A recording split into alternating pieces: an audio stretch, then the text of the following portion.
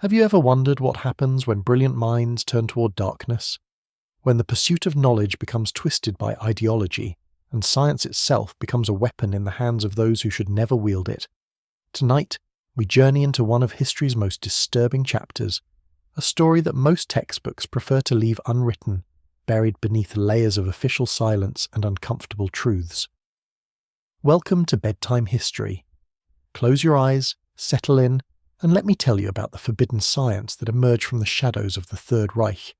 This isn't just another tale of wartime atrocities. This is the story of how an entire nation's intellectual elite became seduced by forces they believed they could control, only to discover they had opened doors that should have remained forever sealed. In the flickering candlelight of ancient castles, in laboratories hidden deep beneath the earth, in expeditions to the furthest corners of the world, Nazi Germany didn't just wage war with tanks and planes. They waged war with ideas that stretched back to humanity's darkest impulses, ideas that would make even the most rational mind question what we think we know about the boundaries between science and the supernatural. But here's what they don't teach you in history class. The Nazi occult division wasn't just a handful of deluded fanatics playing with crystals and ancient texts. It was a sophisticated, well-funded operation that attracted some of the most brilliant scientific minds of the era. Men who had studied at the finest universities, who had made genuine contributions to human knowledge, who then turned their expertise toward pursuits that would have been considered madness in any other context. Tonight, I'm going to take you inside the Ahnenerbe, the ancestral heritage society that became Hitler's personal research department into the impossible. We'll explore how respected archaeologists became treasure hunters for mystical artifacts, how physicists attempted to harness energies that existed only in legend, how entire expeditions were launched to places where myth and reality seemed to blur together like watercolours in the rain. This story has been hidden for good reason. Some knowledge, once unleashed, changes everything. And as you'll discover, the line between scientific breakthrough and dangerous delusion becomes frighteningly thin when brilliant minds are given unlimited resources and told that the impossible is not only possible, but necessary for the survival of their race. The year was 1935. While the rest of the world watched nervously as Germany rebuilt its military might, something far stranger was taking shape in the shadows. Heinrich Himmler, the architect of the SS and one of the most powerful men in Nazi Germany, was becoming obsessed with an idea that would consume him for the rest of his life. He believed that somewhere, buried in the myths and legends of ancient civilizations, lay the key to ultimate power. But Himmler wasn't content to simply collect old books and artifacts like some eccentric collector. He wanted to apply the full weight of German scientific expertise to unlock secrets that had been hidden for millennia. And so, with Hitler's blessing and virtually unlimited funding, he created something that had never existed before in human history, a state-sponsored organization dedicated to proving that magic was real. They called it the Ahnenerbe, which translates roughly to ancestral heritage. On the surface, it appeared to be nothing more than a cultural research society, dedicated to studying German history and prehistory. The official mission statement spoke of preserving ancient Germanic traditions and exploring the roots of Aryan civilization. Innocent enough, you might think. Just another academic institution with a patriotic bent. But beneath this respectable facade lay something far more ambitious and infinitely more dangerous. The Ahnenerbe wasn't just studying history. It was attempting to rewrite the very foundations of reality itself. They believed that ancient civilizations had possessed knowledge and technologies that modern science had forgotten. More than that, they believed these ancient peoples had been in contact with forces and intelligences that existed beyond the normal boundaries of the physical world. And here's where the story becomes truly unsettling. The men who joined the Ahnenerbe weren't crackpots or charlatans. They were legitimate scientists, respected academics, skilled researchers who had spent their careers building reputations based on rigorous methodology and peer-reviewed publications. Yet somehow, within the intoxicating atmosphere of Nazi ideology and unlimited resources, these rational minds began to pursue ideas that would have destroyed their careers in any other context. Take Professor Hans F. K. Günther, a respected anthropologist who became one of the leading theorists of racial science within the organization. Or Dr. Ernst Schaefer, a zoologist and explorer who had led legitimate scientific expeditions to Tibet before the war. These weren't fringe figures operating on the margins of academia. They were established experts who gradually found themselves drawn into research projects that stretched the boundaries of what could be considered science. The transformation didn't happen overnight. It began with seemingly reasonable questions about German prehistory. Who were the ancient Germanic tribes? What did they believe? What technologies did they possess? But as the research progressed, the questions became stranger, more speculative, more divorced from conventional archaeological methods. They began to ask whether the ancient Germanic peoples had possessed supernatural abilities, whether they had been in contact with advanced civilizations that had since vanished from the earth, whether the myths and legends of the past contained literal truths about technologies and powers that modern science couldn't explain. And as these questions multiplied, the Ahnenerbe began to attract a different kind of researcher. Alongside the legitimate academics came individuals whose interests lay in areas that respectable science had long since abandoned. Students of the occult, believers in ancient mysteries, practitioners of what they called alternative archaeology. The result was an organization unlike anything that had ever existed before, a hybrid of cutting-edge scientific research and mystical speculation, funded by the resources of a modern industrial state and guided by an ideology that demanded the impossible be made possible. By 1937, the Ahnenerbe had grown from a small cultural society into a sprawling research organization with dozens of departments and hundreds of employees. They had archaeologists excavating sites across Europe, linguists studying ancient texts, anthropologists measuring skulls and bones, physicists investigating unexplained phenomena, and expeditions preparing to travel to the most remote corners of the earth in search of evidence for their increasingly fantastic theories. But perhaps most disturbing of all, they had the complete support of the Nazi leadership. Hitler himself was fascinated by their work, regularly receiving briefings on their latest discoveries and theories. Himmler saw the Ahnenerbe as his personal contribution to the Nazi cause, a way to provide the Third Reich with weapons and knowledge that their enemies couldn't possibly possess or understand. The stage was set for one of the most bizarre chapters in the history of science. Rational inquiry was about to collide with ideological fervour, creating a perfect storm of intellectual corruption that would lead researchers down paths no academic discipline had ever dared to explore. And at the heart of it all lay a simple but terrifying question. What happens when you give unlimited resources to brilliant minds and tell them that the laws of physics, the boundaries of reality, and the limits of human knowledge are merely obstacles to be overcome in service of a greater cause? The answer, as we'll discover, is that even the most rational minds can become instruments of darkness when they lose sight of the difference between what is possible and what should never be attempted. The Ahnenerbe's first major expedition would set the tone for everything that followed. In 1938, as Europe teetered on the brink of war, a team of German scientists and SS officers boarded a ship bound for Tibet, carrying with them equipment, supplies, and expectations that would have seemed absurd to any conventional scientific expedition. Led by Ernst Schaefer, the team's official mission was to study Tibetan wildlife and culture. Schaefer himself was a legitimate zoologist who had made 2 previous expeditions to the Himalayas and had published respected scientific papers on his findings. But this third expedition was different. This time, he wasn't, travelling under the auspices of a university or scientific institution. He was travelling as an agent of the SS, with funding from the Ahnenerbe, and a secret agenda that went far beyond collecting animal specimens. The expedition team included Bruno Beger, an anthropologist whose job was to measure and photograph Tibetan people to support Nazi racial theories. There was Carl Wienert, a geophysicist tasked with making magnetic measurements and studying the Earth's energy fields. Edmund Gear served as the expedition's filmmaker, documenting everything for propaganda purposes, and Ernst Krauss was there as a technical specialist, though his true role remains unclear to this day. But the most mysterious member of the team was a man whose presence would later fuel decades of speculation and conspiracy theories. His name was Johann Eckart, and officially he was listed as a cultural anthropologist. In reality, he was one of the Ahnenerbe specialists in what they euphemistically called alternative archaeology, the study of ancient civilizations through the lens of occult knowledge and mystical speculation.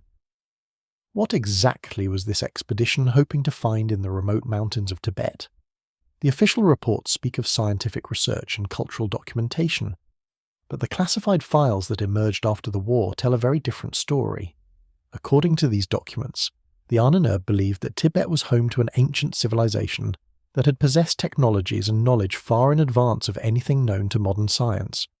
They believed that deep within the Himalayan mountains lay hidden libraries containing texts that could unlock the secrets of what they called vril, a mysterious energy force that could be harnessed to create weapons of unimaginable power.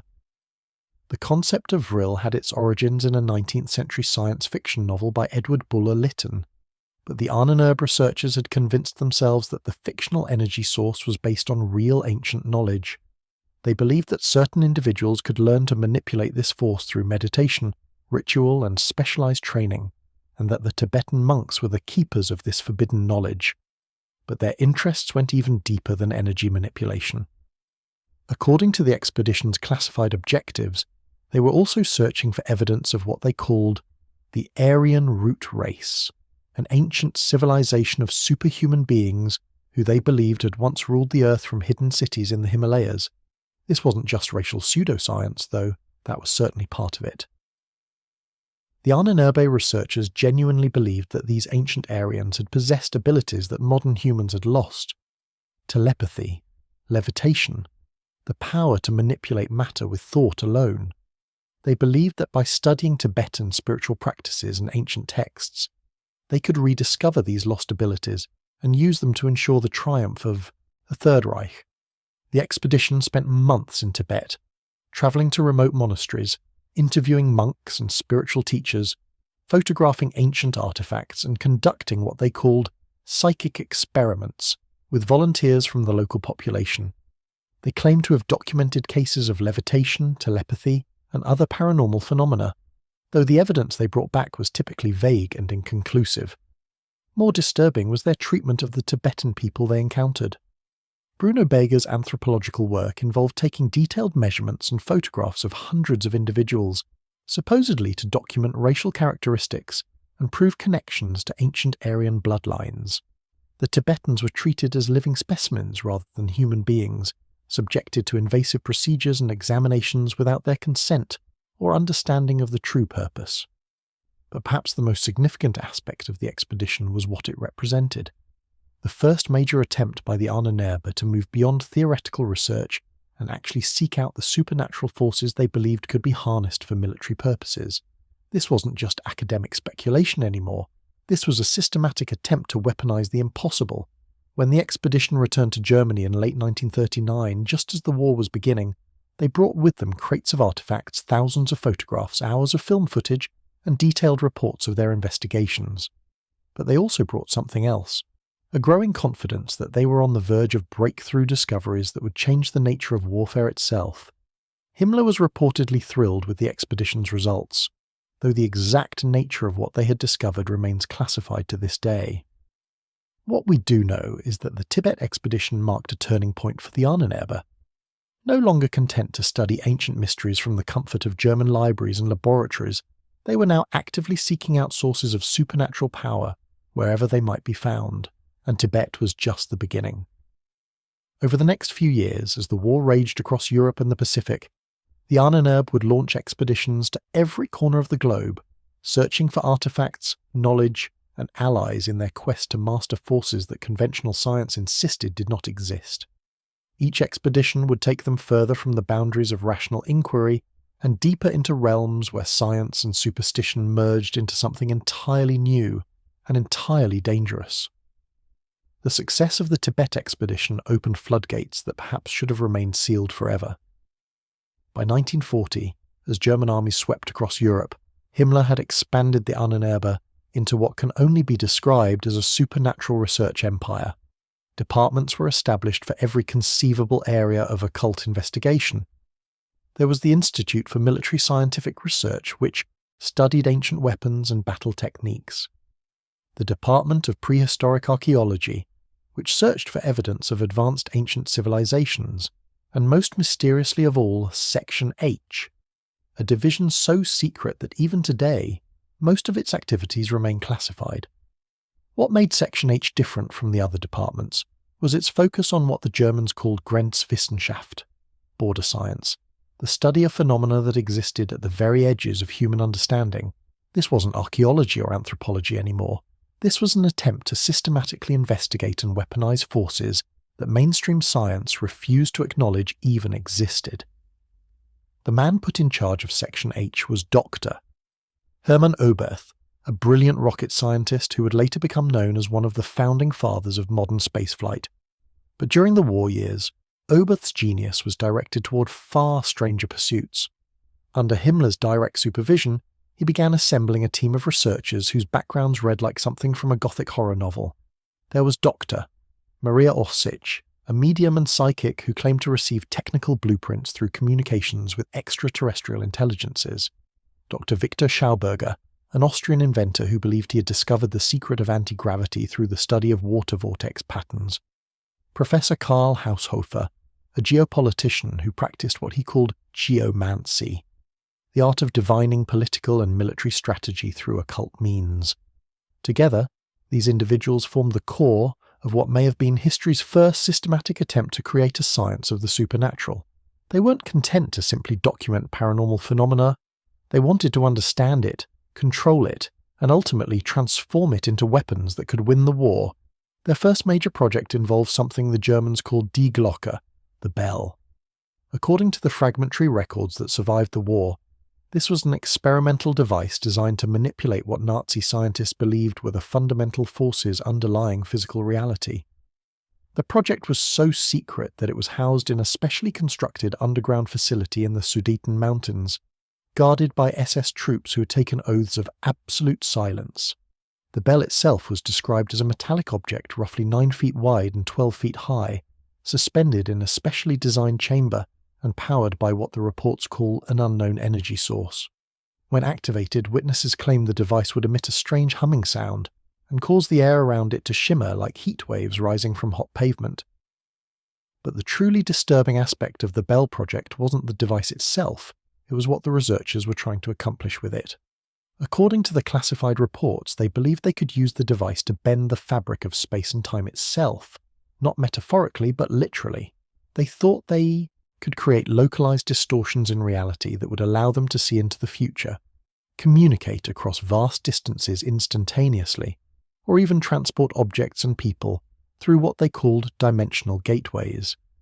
The theoretical foundation for this work came from an interpretation of quantum mechanics that was so radical it bordered on fantasy.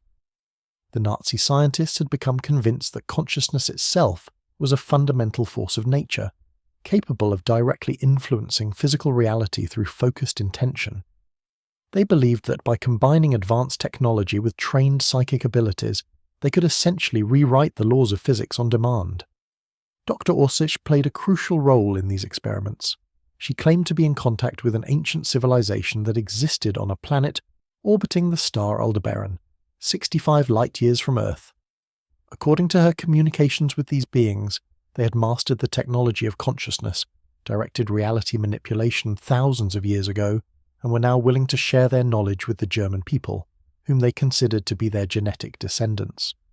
This might sound like pure science fiction, but the Nazi leadership took these claims seriously enough to invest enormous resources in researching them.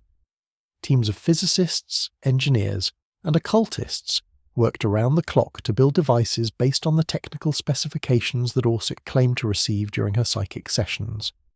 The results, according to the surviving documentation, were both promising and terrifying. Test subjects placed near the activated bell reported experiencing vivid visions of future events, many of which later came to pass with disturbing accuracy. Objects placed within the device's field of influence would sometimes vanish entirely, only to reappear hours or days later in completely different locations. And in at least one documented case, a researcher claimed to have briefly made contact with what he described as intelligences from another dimension of existence. But the experiments came with a terrible cost. Prolonged exposure to the bell's effects caused severe health problems in the research staff. Several scientists died from what appeared to be radiation poisoning, though no conventional radiation source could be identified.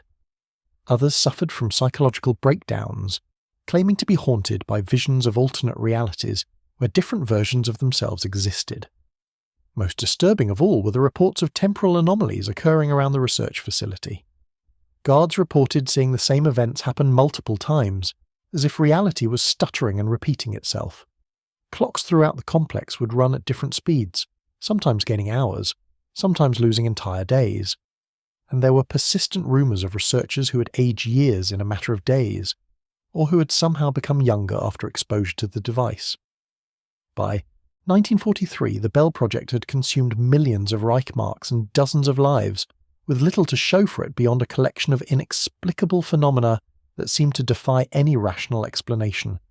But rather than abandon the research, Himmler doubled down, convinced that they were on the verge of a breakthrough that would not only win the war but establish German dominance over the entire planet. He authorized the construction of additional Bell devices at secret facilities across occupied Europe. Each one was slightly different, incorporating modifications based on what the researchers had learned from previous experiments, and each one pushed the boundaries of what could be considered science a little further into realms that perhaps should never have been explored.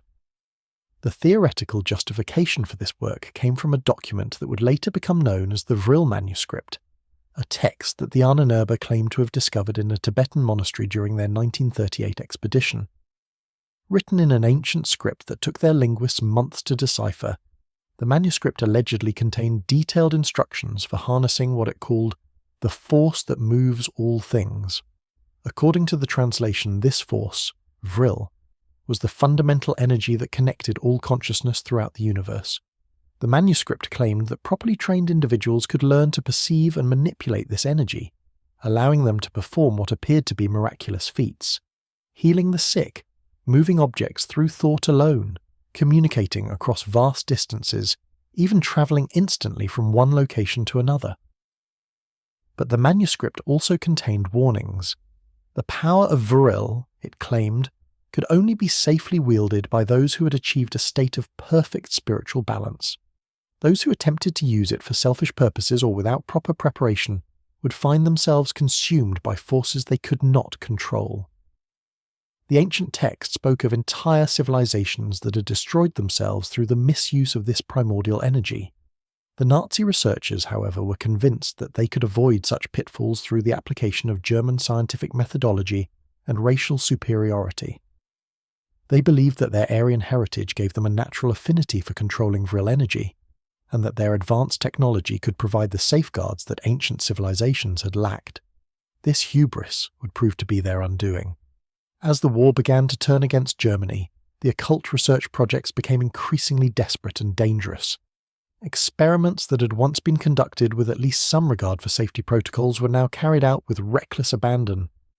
Researchers pushed themselves and their equipment far beyond any reasonable limits, convinced that the survival of the Reich depended on their ability to unlock the ultimate secrets of reality itself. The results were catastrophic in ways that the official histories have never fully acknowledged. Entire research teams vanished without explanation. Facilities were found abandoned, their equipment still running, but their personnel simply gone. And in at least one documented case, an entire underground complex was sealed permanently after what the reports describe only as a containment failure of unprecedented magnitude. By the time the Allied forces began closing in on Germany in 1945, the surviving members of the Ahnenerbe were no longer conducting scientific research in any recognizable sense.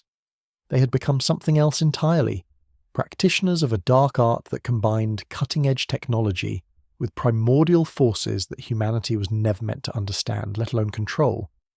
And as we'll discover, the story didn't end with Germany's defeat.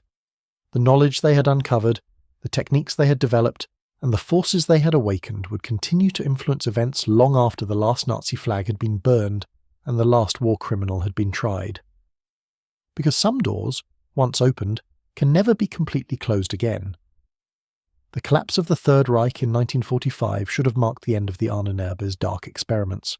Allied forces swept across Germany, liberating concentration camps, seizing government buildings, and capturing Nazi officials by the thousands.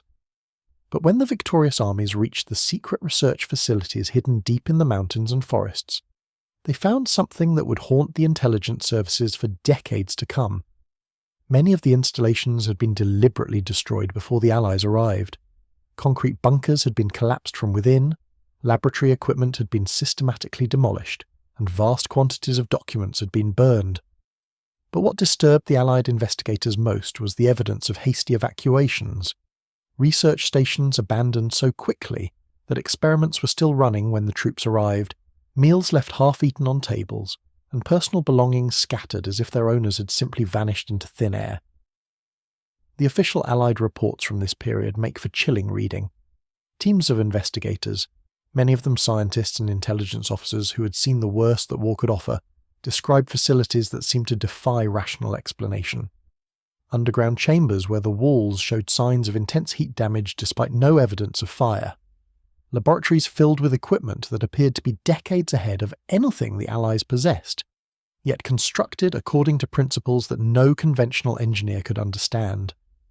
Most unsettling of all were the personnel records they discovered. The Ahnenerbe had employed thousands of researchers, technicians and support staff across dozens of facilities. Yet when the war ended, the vast majority of these individuals had simply disappeared.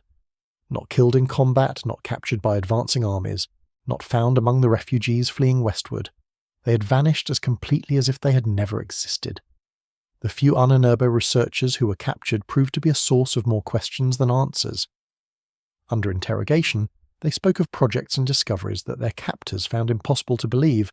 They described experiments in consciousness manipulation that had allegedly allowed researchers to experience multiple realities simultaneously.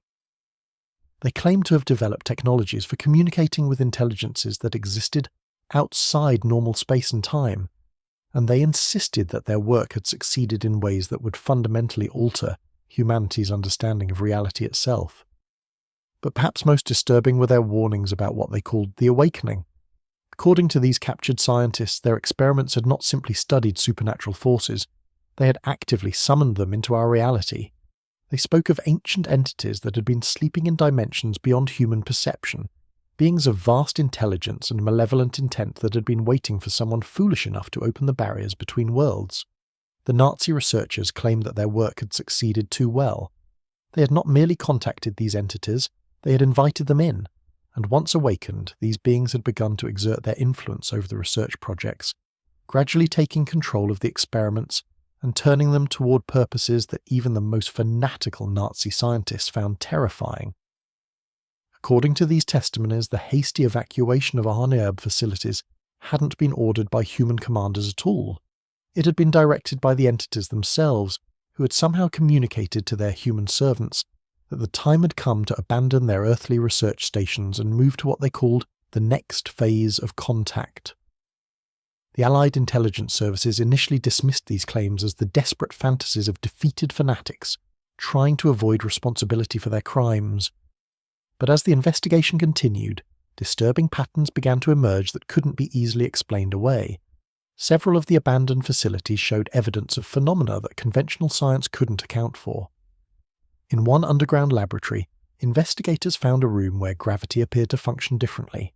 Objects would fall upward toward the ceiling instead of downward toward the floor. In another facility, there was a chamber where time itself seemed to move at a different rate. Investigators entering the room would experience what felt like hours of activity, only to discover that mere minutes had passed in the outside world.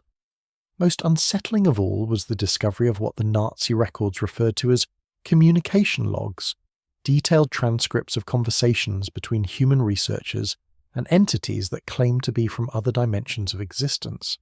The conversations, if genuine, revealed a systematic program of interdimensional contact that had been ongoing for years before the war's end.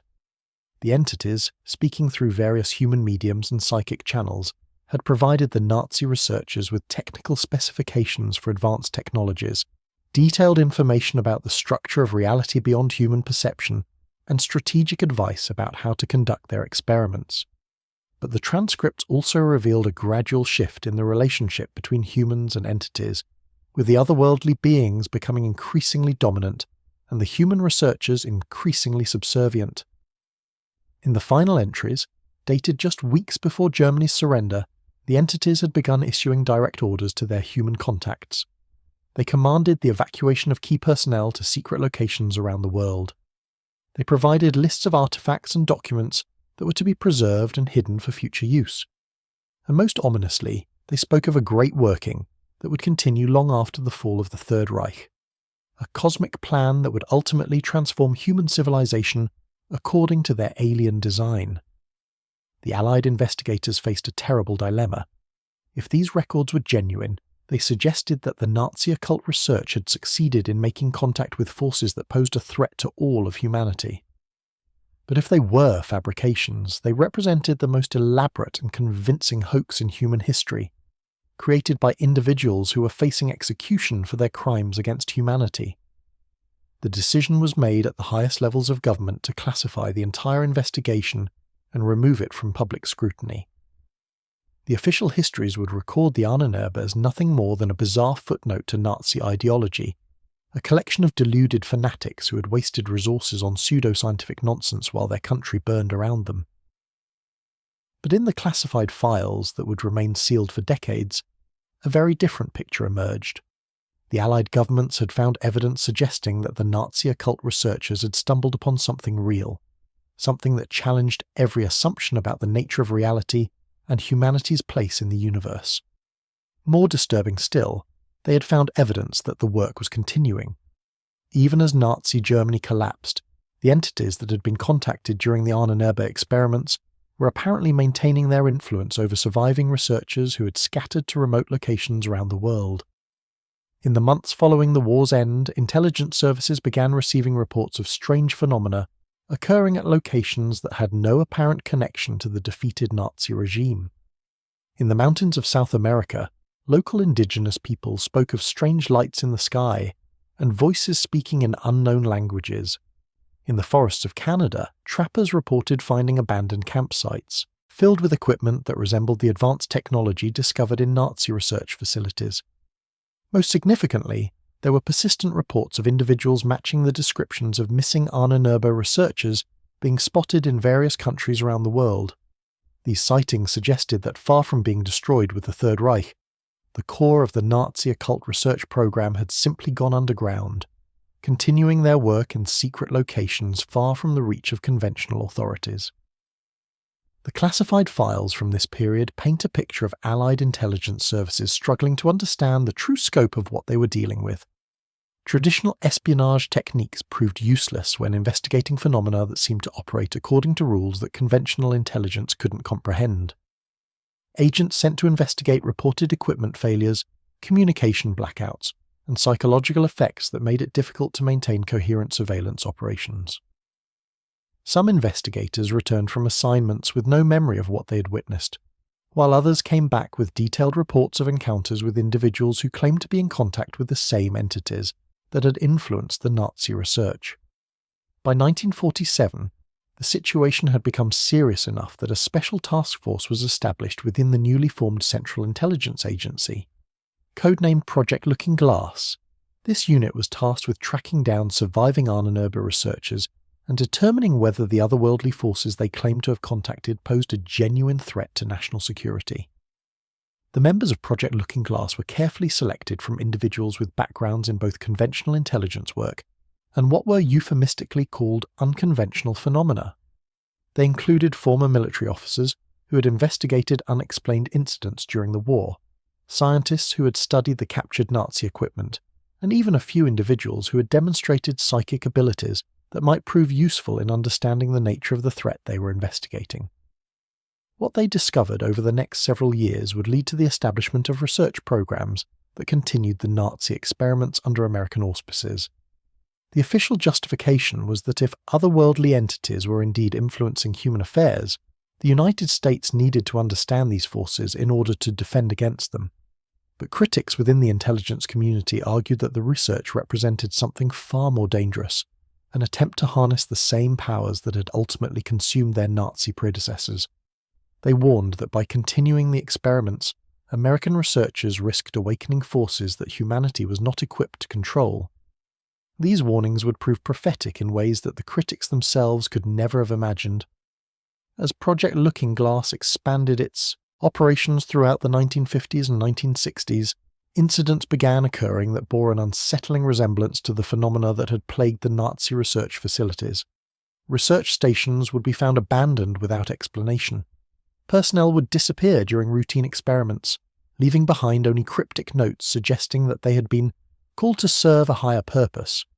And most disturbing of all, there were increasing reports of communication with entities that claimed to be the same otherworldly intelligences that had influenced the Ahnenerbe research decades earlier.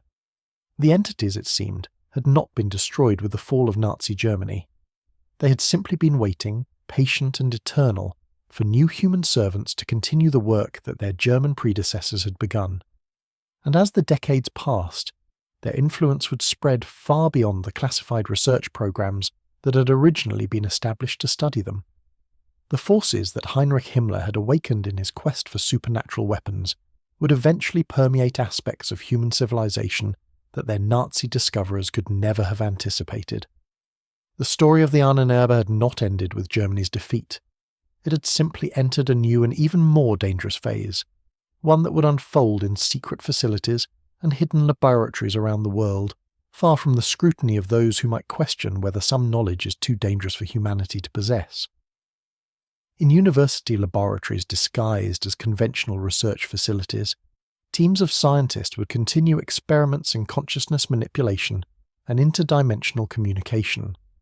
In remote military installations, engineers would work to reverse engineer technologies based on principles that challenged the fundamental assumptions of conventional physics.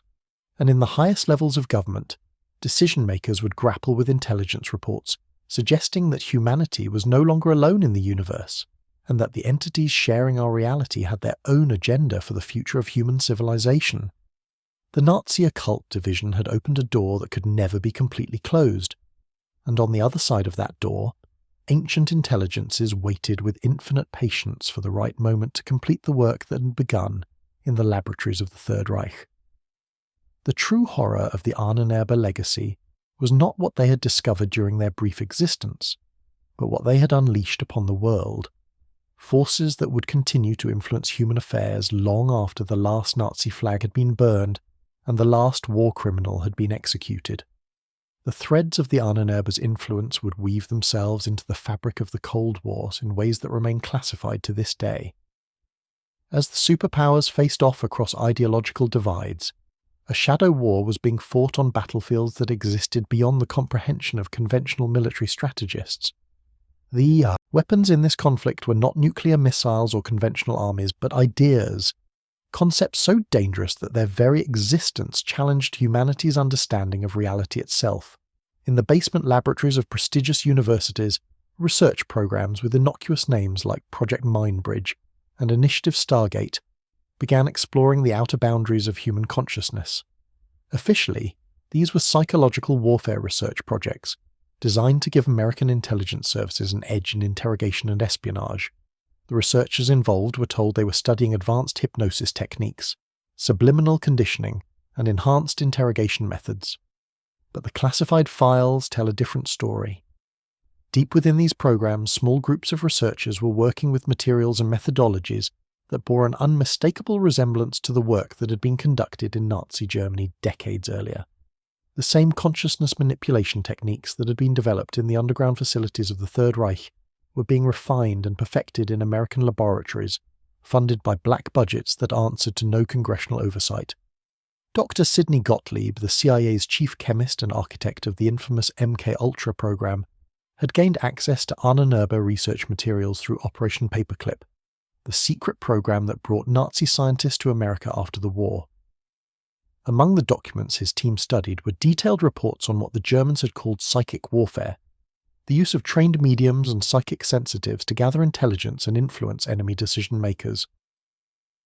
But Gottlieb's team discovered something the Nazi researchers had hidden, even from their own superiors.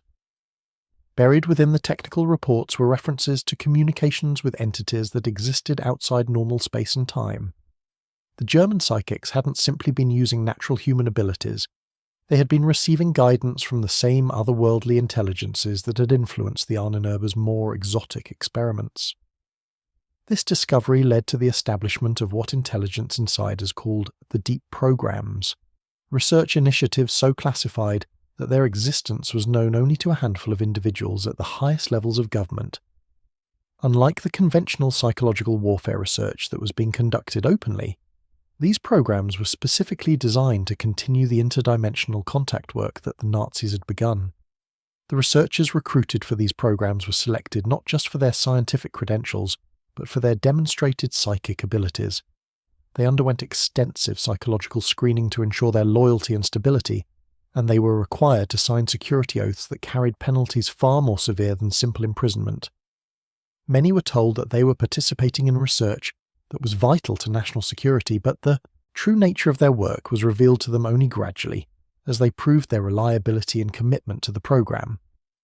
Dr. Harold Putoff, a laser physicist who had worked on classified defense projects, became one of the leading researchers in what was euphemistically called remote viewing, the ability to perceive distant locations and events through psychic means.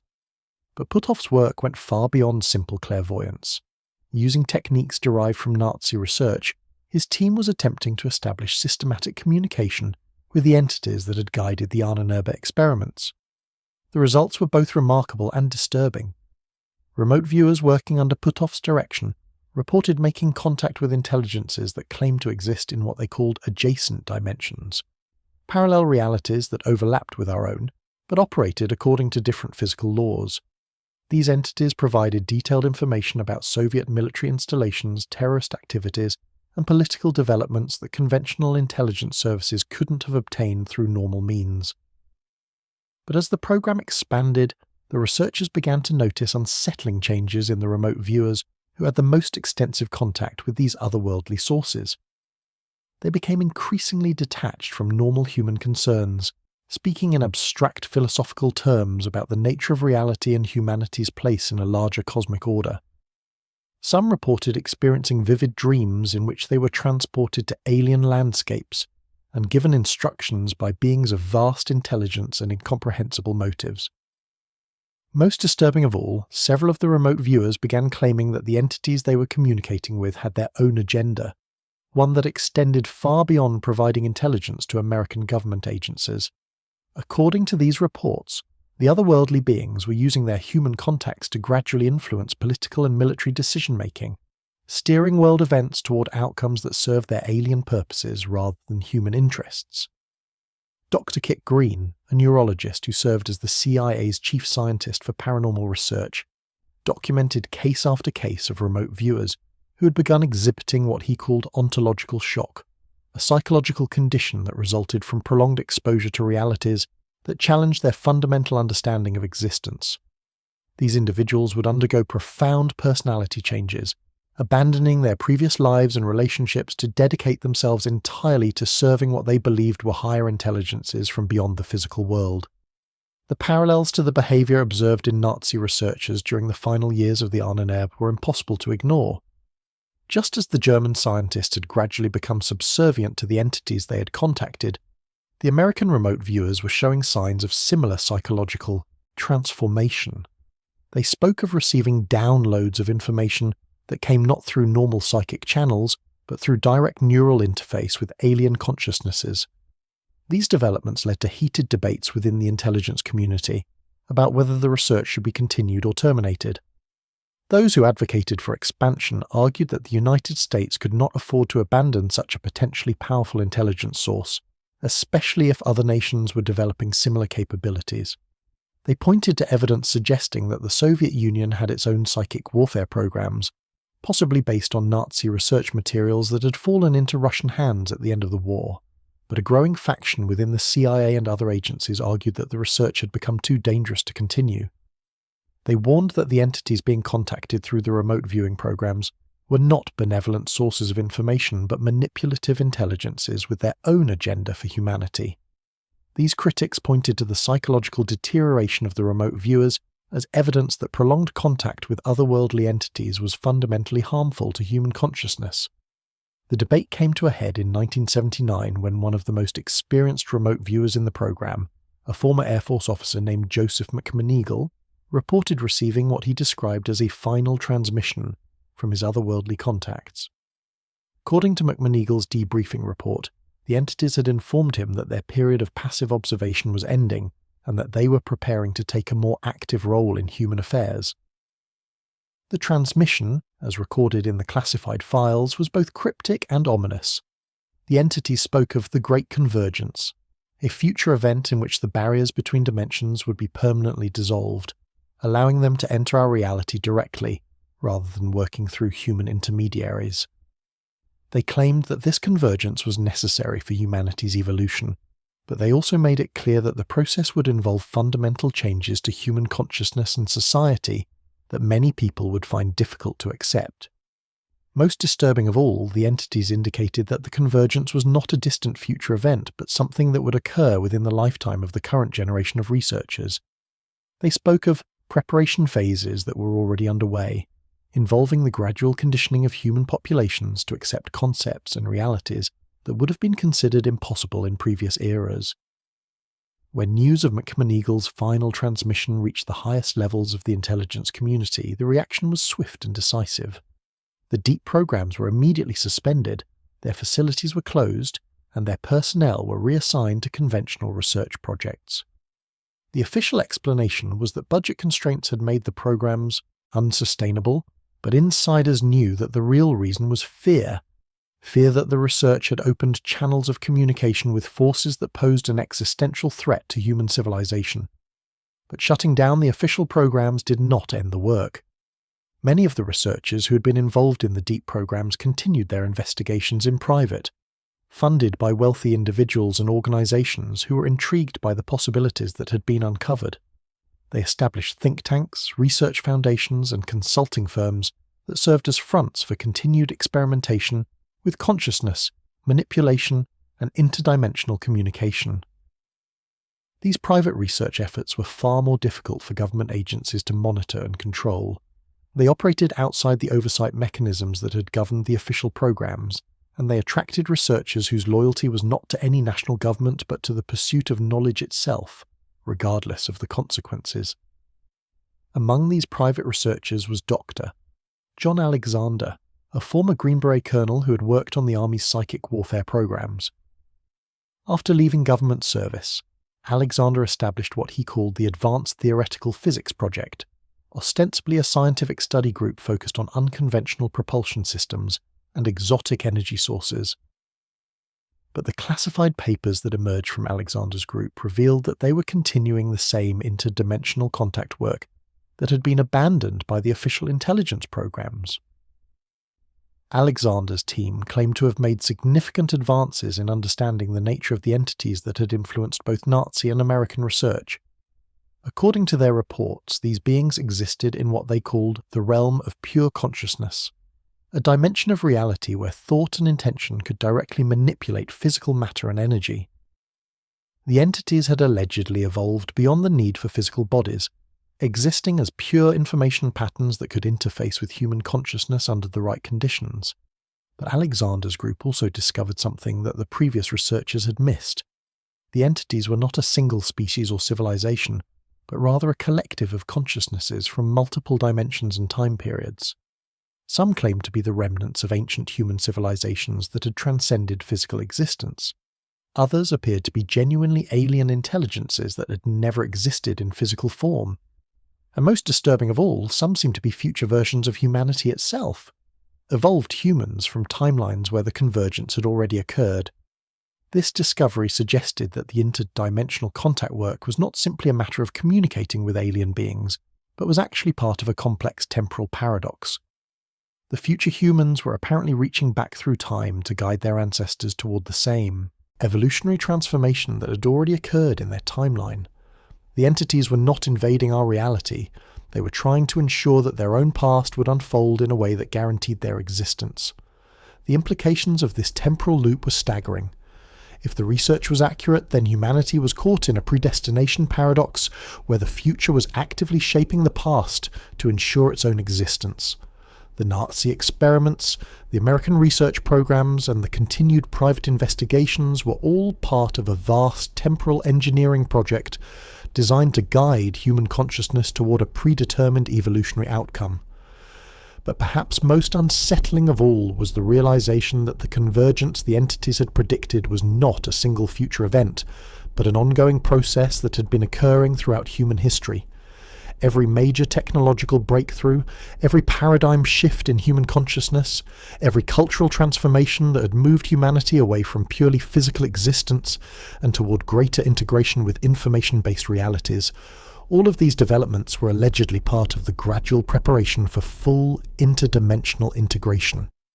The internet, virtual reality, artificial intelligence, quantum computing, all of these technologies were supposedly stepping stones toward a future where human consciousness could exist independently of biological constraints. The entities were not trying to conquer humanity, but to guide it toward a form of existence that would allow for direct consciousness-to-consciousness communication across dimensional boundaries. As the 20th century drew to a close, researchers in the private programs began reporting that the pace of contact was accelerating. The entities were becoming more active, more direct in their communications, and more insistent that the time for passive preparation was ending. They spoke of activation events that would occur in the early 21st century, moments when the boundaries between dimensions would become thin enough to allow for unprecedented levels of direct interaction. These predictions would prove remarkably accurate. As the new millennium began, reports of unexplained phenomena began to increase dramatically around the world. Government agencies found themselves investigating incidents that bore striking similarities to the effects that had been documented in the Nazi research facilities decades earlier. Time distortions, gravity anomalies, spontaneous telepathic communications, and encounters with beings that claimed to exist outside normal space and time. The knowledge that had been unleashed by Heinrich Himmler's quest for supernatural weapons was no longer confined to secret government programs or private research groups. It was beginning to manifest in the everyday world, affecting ordinary people who had no connection to the occult research that had made it possible. The convergence was beginning, just as the entities had predicted, and humanity was about to discover whether the evolutionary transformation they had promised would be a blessing or a curse that could never be undone. The first signs of what researchers would later call spontaneous manifestation events began appearing in the summer of 2001. Across the globe, seemingly ordinary individuals started reporting experiences that defied conventional explanation. A housewife in suburban Phoenix claimed she could suddenly perceive the emotional states of everyone within a 5-mile radius. A college student in Tokyo began drawing complex mathematical equations in his sleep, formulas that quantum physicists would later recognize as theoretical frameworks for interdimensional travel. But these weren't isolated incidents. Intelligence agencies monitoring global communications detected patterns in the reports that suggested something far more systematic was occurring. The affected individual shared certain characteristics that aligned disturbingly well with the psychological profiles the Ahnenerbe had developed for their psychic research subjects decades earlier. They were highly intelligent but emotionally sensitive. They had often experienced traumatic events that had altered their brain chemistry in specific ways. And most significantly, they all reported having vivid dreams featuring the same recurring imagery, geometric patterns that seemed to pulse with their own inner light, voices speaking in languages that somehow felt familiar despite being completely unknown, and the persistent sensation of being observed by intelligences that existed just beyond the edge of perception. Dr. Michael Persinger, a neuroscientist at Laurentian University, was among the first mainstream researchers to take these reports seriously. Persinger had spent years studying the relationship between electromagnetic fields and human consciousness, and he recognized that the experiences being reported matched the effects he had observed in laboratory subjects exposed to specific patterns of magnetic stimulation. But when Persinger attempted to replicate these effects under controlled conditions, he discovered something that would haunt him for the rest of his career. The electromagnetic patterns that produced the most dramatic consciousness alterations were not random frequencies, but precise mathematical sequences that matched formulas found in the classified Ahnenerbe research documents. Someone or something had apparently been broadcasting these specific electromagnetic signatures across the planet, gradually conditioning human consciousness to become more receptive to interdimensional contact. The spontaneous manifestation events weren't random occurrences. They were the result of decades of subtle preparation, a global consciousness conditioning program that had been operating just below the threshold of human awareness. The realization that humanity had been unknowingly subjected to this kind of systematic manipulation sent shockwaves through the intelligence community. Emergency meetings were convened at the highest levels of government, bringing together officials who hadn't spoken to each other since the deep programs had been officially terminated in the 1980s. The consensus that emerged from these classified briefings was both terrifying and inescapable. The entities that had first contacted Nazi researchers in the 1930s had never stopped their work. They had simply shifted their approach, moving from direct communication with small groups of human researchers to broad-spectrum influence operations targeting the entire global population. The electromagnetic conditioning was just the beginning. Analysis of global communication networks revealed subtle patterns in media content, educational curricula, and even entertainment programming that seemed designed to gradually accustom human minds to concepts that would have been considered impossible just decades earlier. Science fiction films featuring interdimensional travel, television shows exploring psychic phenomena, video games where players could manipulate reality through consciousness alone. All of these cultural products contained elements that aligned with the theoretical frameworks developed by the Ahnenerbe researchers. The entities were apparently using human creativity itself as a vector for consciousness conditioning.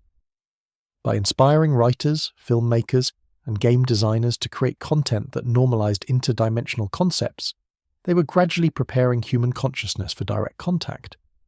The population was being slowly acclimated to ideas that would have caused psychological shock if introduced too rapidly. Dr. Jacques Vallée, a computer scientist and long-time researcher of unexplained phenomena, had been tracking these patterns for years without fully understanding their significance. Vallée had noticed that reports of unusual experiences tended to cluster around certain geographical locations and time periods, following patterns that suggested systematic rather than random occurrence. But when Vallée gained access to declassified portions of the Ahnenerbe research through his connections in the intelligence community, he realized that the patterns he had been documenting matched the activation protocols described in the Nazi experiments. The entities were apparently following a precise schedule, gradually increasing the intensity and frequency of their contact attempts as human consciousness became more receptive to their influence. Vallée's analysis suggested that the process was approaching a critical threshold. The electromagnetic conditioning had been ongoing for decades, and human consciousness was now sufficiently prepared for the next phase of contact. The entities were ready to move beyond subtle influence and begin direct communication with large numbers of individuals simultaneously. The implications were staggering. If Vallée's projections were accurate, humanity was about to experience a collective consciousness event that would fundamentally alter the nature of human civilization. Millions of people would suddenly find themselves in direct mental contact with intelligences from other dimensions, receiving information and instructions that would reshape their understanding of reality itself. Government agencies scrambled to develop contingency plans for managing such an unprecedented situation. How do you maintain social order when significant portions of the population are receiving contradictory information directly into their minds, from sources that conventional authority structures cannot control or even acknowledge? The answer, according to the classified planning documents from this period, was to establish what was euphemistically called cognitive infrastructure, systems for monitoring, analyzing, and potentially countering the effects of mass interdimensional contact. These systems would operate through existing communication networks, using artificial intelligence algorithms to detect and respond to patterns of consciousness alteration in real time. But the researchers developing these systems faced a fundamental problem. The entities they were trying to counter operated according to principles that human technology couldn't fully comprehend. Every defensive measure that was developed seemed to be anticipated and countered by intelligences that appeared to exist outside the normal flow of time and causality. Dr. Eric Davis, a physicist who had worked on classified aerospace projects, was brought in to consult on the theoretical foundations of these defensive systems. Davis had studied the Nazi research materials extensively and had developed his own theories about the nature of the entities that had influenced the Ahnenerbe experiments.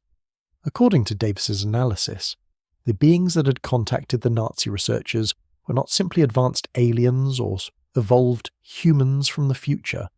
They were something far more exotic, consciousness patterns that existed in what he called information space, a realm where thoughts and ideas had the same objective reality that matter and energy possessed in the physical universe. These entities could manipulate human consciousness because consciousness itself was fundamentally composed of information patterns that could be directly modified by other information systems. The electromagnetic conditioning wasn't just preparation for contact, it was actually a form of software installation, programming human minds to become compatible with alien consciousness patterns. The defensive systems being developed by government agencies were essentially trying to create firewalls for human consciousness, filtering out unauthorized information patterns while allowing normal thought processes to continue. But Davis warned that such systems might prove counterproductive.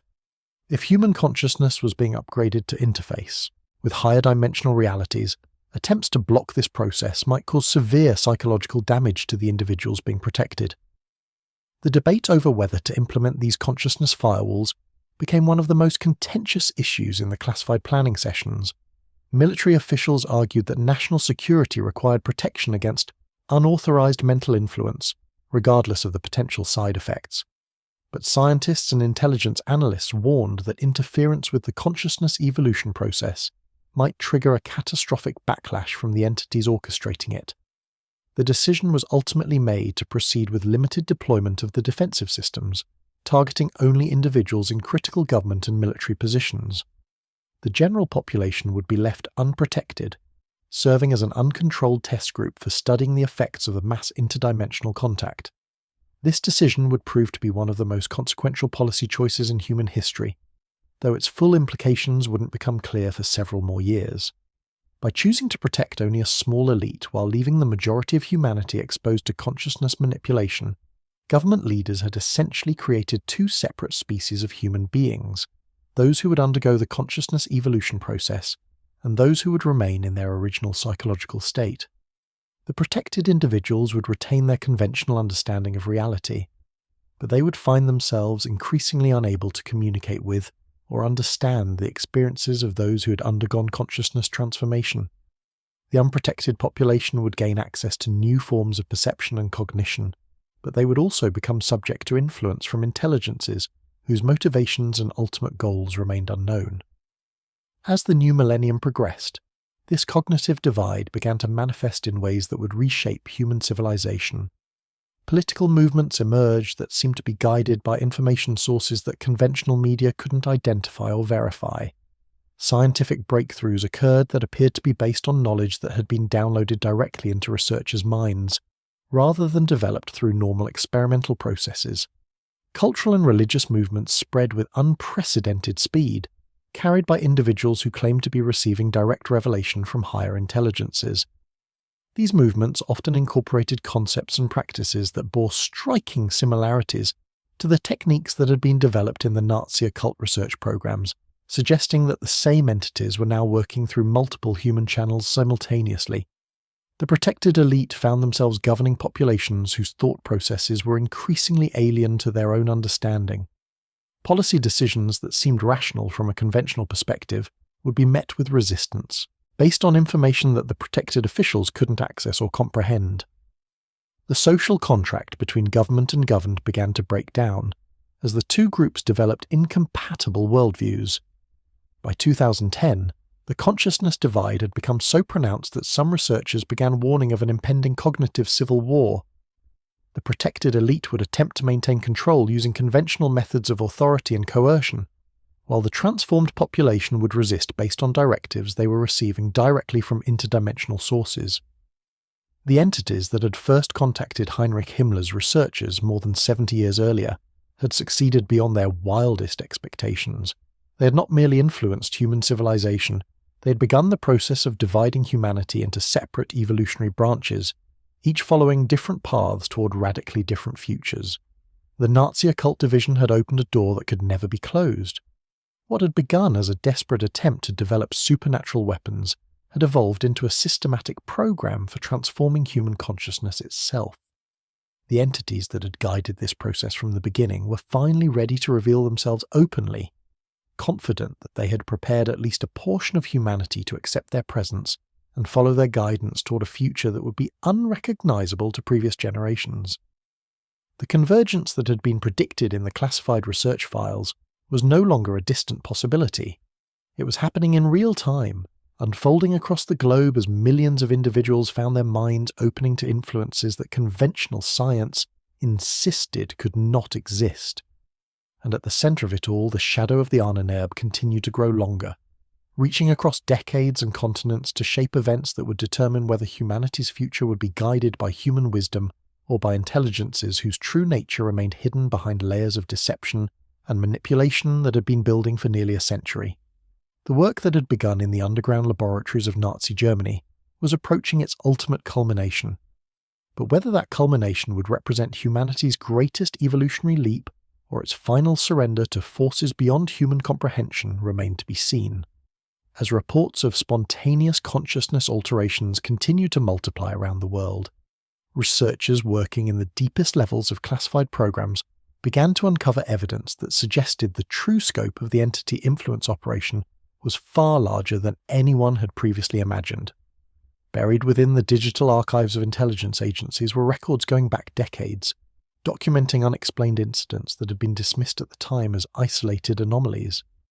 But when analysed using pattern recognition algorithms developed specifically for tracking interdimensional influence, these incidents revealed themselves to be part of a systematic campaign that had been operating continuously since the end of World War II.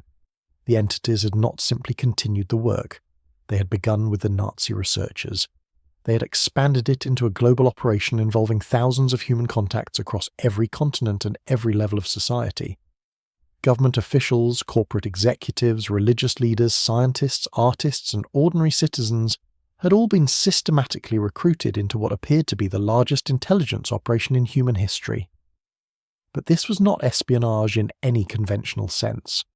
The entities were not seeking information about human activities or attempting to manipulate specific political outcomes. Instead, they were engaged in what could only be described as species-level psychological engineering, gradually reshaping human consciousness to prepare it for integration with their own alien forms of awareness. Dr. Stephen Greer, a physician who had founded the Disclosure Project to investigate government secrecy around unexplained phenomena, gained access to some of these classified records through his contacts in the intelligence community. What he discovered convinced him that humanity was facing an existential crisis that went far beyond conventional concerns about government transparency or military secrecy. According to the documents Greer reviewed, the consciousness transformation process was not optional. The entities had apparently determined that human civilization in its current form was unsustainable and potentially threatening to other forms of intelligent life in the universe. The Consciousness Evolution Program was their solution to what they saw as the human problem, a way to transform humanity into a species that could coexist peacefully with other intelligent beings.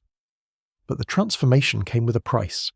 Humans who underwent the complete consciousness evolution process would retain their memories and personalities, but their fundamental priorities and values would be altered to align with what the entities considered to be cosmic, rather than purely human concerns. They would become loyal to the broader community of interdimensional intelligences rather than to their own species. The implications were chilling. The entities were not trying to conquer humanity through force or deception. They were attempting to transform humans into willing participants in their own subjugation, creating a species that would voluntarily surrender its independence in exchange for access to advanced knowledge and expanded consciousness. Greer's investigation revealed that the process was already well advanced. Analysis of global communication patterns suggested that millions of individuals had already undergone various stages of consciousness transformation, though most were unaware of what had happened to them. They simply found themselves with new interests, different priorities, and an inexplicable sense of connection to forces and intelligences that they couldn't clearly identify. These transformed individuals were not randomly distributed throughout the population. They tended to cluster in positions of influence and authority, particularly in fields related to technology, communications, and education. The entities were apparently following a deliberate strategy of transforming key nodes in human social networks, creating a hidden infrastructure of consciousness, altered individuals who could guide the broader transformation process.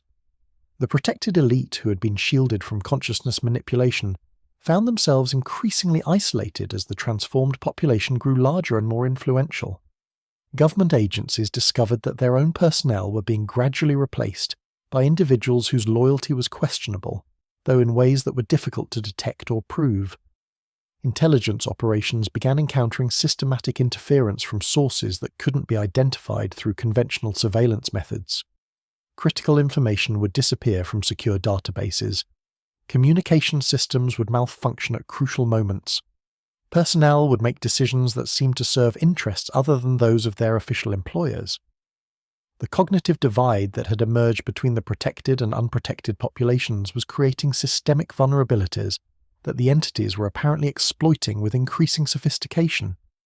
Traditional command and control structures were breaking down as transformed individuals began following directives from sources that their unprotected colleagues couldn't access or understand. By 2015, the situation had become so serious that a new classified program was established to study what intelligence analysts were calling cognitive infiltration, the systematic replacement of human decision-making processes with guidance from interdimensional sources. The program was codenamed Project Mindbridge, though insiders referred to it simply as the Last Wall, humanity's final defense against complete consciousness assimilation. The researchers brought into Project Mindbridge faced an almost impossible task. They needed to develop methods for detecting and countering consciousness manipulation techniques that operated according to principles that conventional science couldn't explain. They were essentially trying to fight a war using weapons they didn't understand against enemies they couldn't see. Dr. Hal Puthoff, who had worked on the original remote viewing programs decades earlier, was recruited to lead the theoretical research component of Project Mindbridge. Puthoff brought with him decades of experience studying consciousness-based phenomena, but even he was unprepared for what the new investigation would reveal about the true nature of the entity influence operation. The entities were not simply advanced aliens or evolved humans from the future. They were something far more exotic, patterns of organized information that existed independently of any physical substrate. They could manifest in human consciousness because consciousness itself was fundamentally an information processing system that could be directly interfaced with other information patterns. This discovery explained why conventional defensive measures had proven ineffective. You cannot build physical barriers against entities that exist as pure information. You cannot track or intercept communications that occur directly through consciousness interface. And you cannot negotiate with intelligences that operate according to logic systems that have no human equivalent. The only effective defense against consciousness manipulation, according to Puthoff's research, was to enhance human consciousness to the point where it could resist or counter the entity influence. But this approach carried its own risks. Consciousness enhancement techniques developed from the same theoretical foundations that the entities were using could inadvertently make human minds more susceptible to their influence rather than less. The researchers found themselves caught in a paradox. To defend against consciousness manipulation, they needed to manipulate consciousness themselves. But any attempt to enhance human cognitive abilities risked playing directly into the entity's hands by making human minds more compatible with their alien consciousness patterns. Project Mindbridge ultimately developed a two-track approach to the consciousness infiltration problem. The first track involved creating enhanced consciousness firewall systems that could detect and block unauthorized information patterns while allowing normal human thought processes to continue. These systems were tested on volunteer subjects drawn from intelligence and military personnel who'd been identified as particularly resistant to entity influence. The second track involved developing what researchers called cognitive sovereignty protocols, training programs designed to teach individuals how to maintain independent thought processes even while exposed to consciousness manipulation attempts. These protocols were based on meditation techniques, mental discipline exercises, and cognitive training methods that had been adapted from various spiritual and philosophical traditions. But as the research progressed, disturbing side effects began to emerge. Individuals who underwent consciousness firewall installation reported feeling isolated and disconnected from the broader flow of human experience. They could resist entity influence, but they also found themselves unable to access the expanded awareness and enhanced cognitive abilities that seemed to be emerging naturally in the unprotected population. The cognitive sovereignty training produced different but equally troubling results. Subjects who completed the full protocol became extraordinarily resistant to all forms of mental influence, including conventional forms of human communication and social bonding. They developed a kind of psychological autism that made them highly effective at independent thinking, but incapable of normal human relationships. The researchers realized they were facing a fundamental choice. They could protect human consciousness from entity manipulation, but only at the cost of isolating protected individuals from the broader human community. Or they could allow the consciousness transformation process to continue, hoping that the entity's intentions were ultimately benevolent despite their deceptive methods. The decision was complicated by mounting evidence that the consciousness transformation process was producing genuine benefits alongside its troubling aspects. Transformed individuals showed enhanced creativity, improved problem-solving abilities, and access to information sources that seemed to transcend normal human limitations. They were developing solutions to scientific and technological problems that had puzzled researchers for decades. Some researchers began to argue that the entity influence operation might actually represent a positive evolutionary development for humanity. If the entities were indeed trying to guide human consciousness toward a higher form of existence, resistance might be counterproductive and ultimately futile. But others warned that any benefits were likely to be temporary, designed to gain human cooperation during the early phases of what was essentially a consciousness colonization program. Once the transformation process was complete, they argued, humanity would find itself subject to the will of intelligences whose ultimate goals remained unknown and potentially hostile. The debate came to a head in 2018 when one of the consciousness-enhanced individuals working within Project Mindbridge made contact with what appeared to be a high-level entity intelligence. The communication, which occurred during a routine cognitive sovereignty training session, provided the most detailed information about entity intentions that researchers had ever obtained. The entity claimed to represent what it called the collective, a federation of consciousness-based intelligences from multiple dimensions and timelines. According to this being, the consciousness transformation program was not an invasion or colonization attempt, but rather a rescue operation designed to save humanity from its own destructive tendencies. The entity argued that human civilization in its current form was unsustainable and would inevitably destroy itself through warfare, environmental destruction, or technological accidents. The consciousness transformation process was intended to guide humanity toward a form of existence that would be compatible with the broader community of intelligent life in the universe. But the entity also made it clear that the transformation was not optional.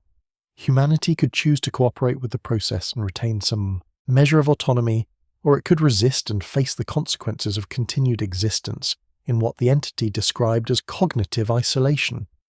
Either way, the old form of human consciousness would not be permitted to continue indefinitely. The revelation that humanity was essentially being given an ultimatum by interdimensional intelligences sent shockwaves through the classified research community.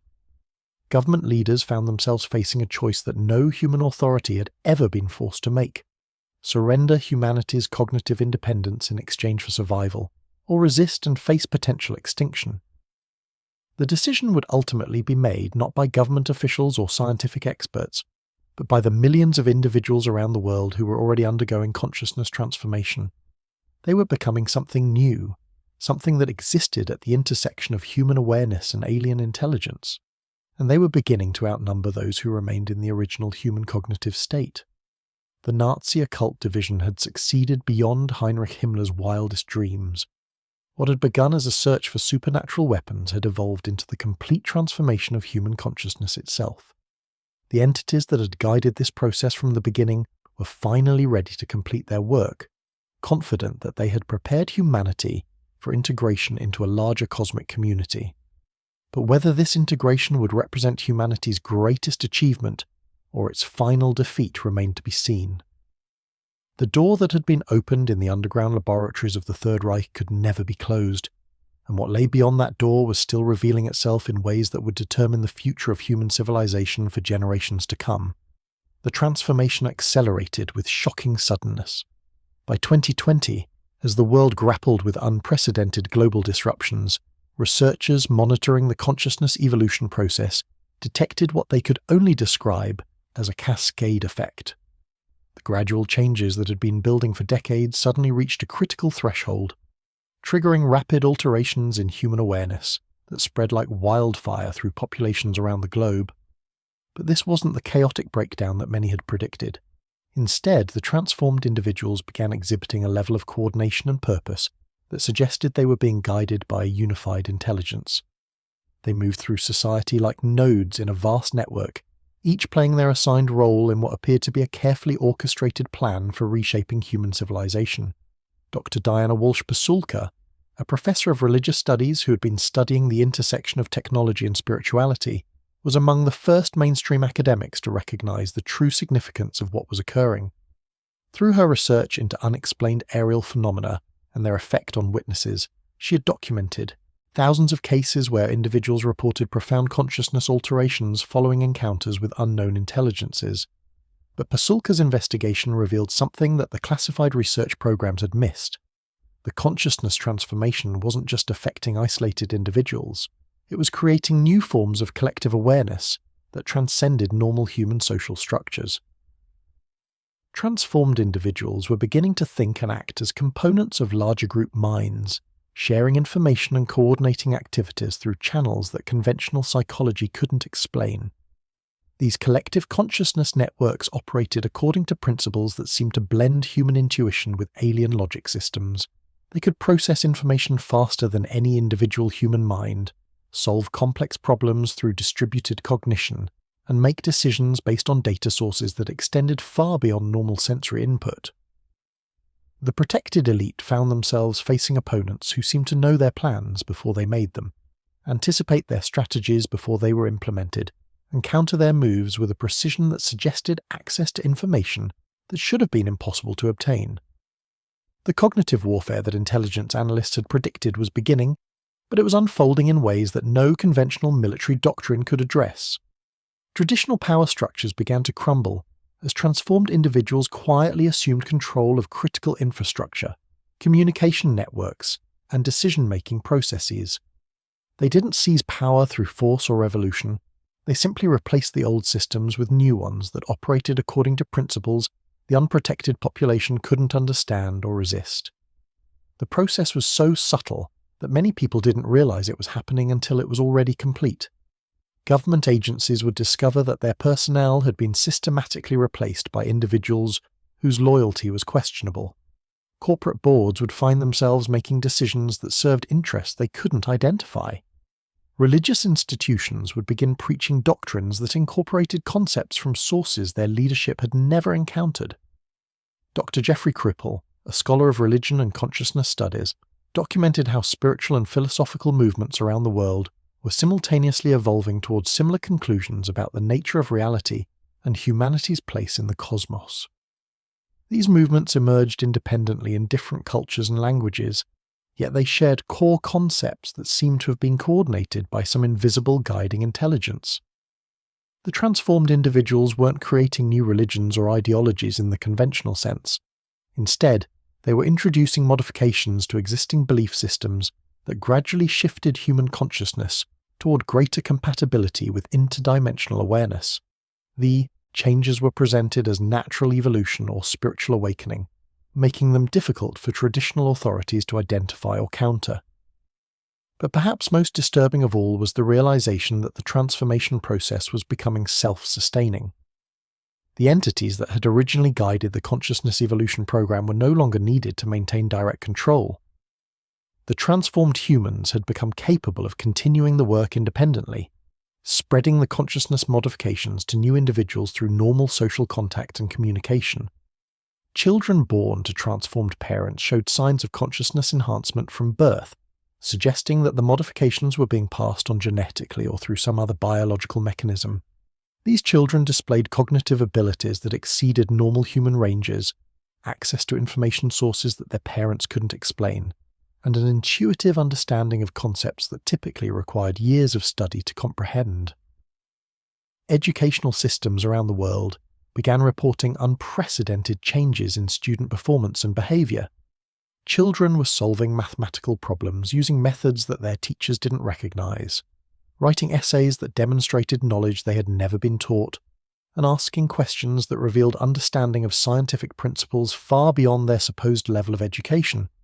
The transformed children also exhibited social behaviors that differed significantly from previous generations.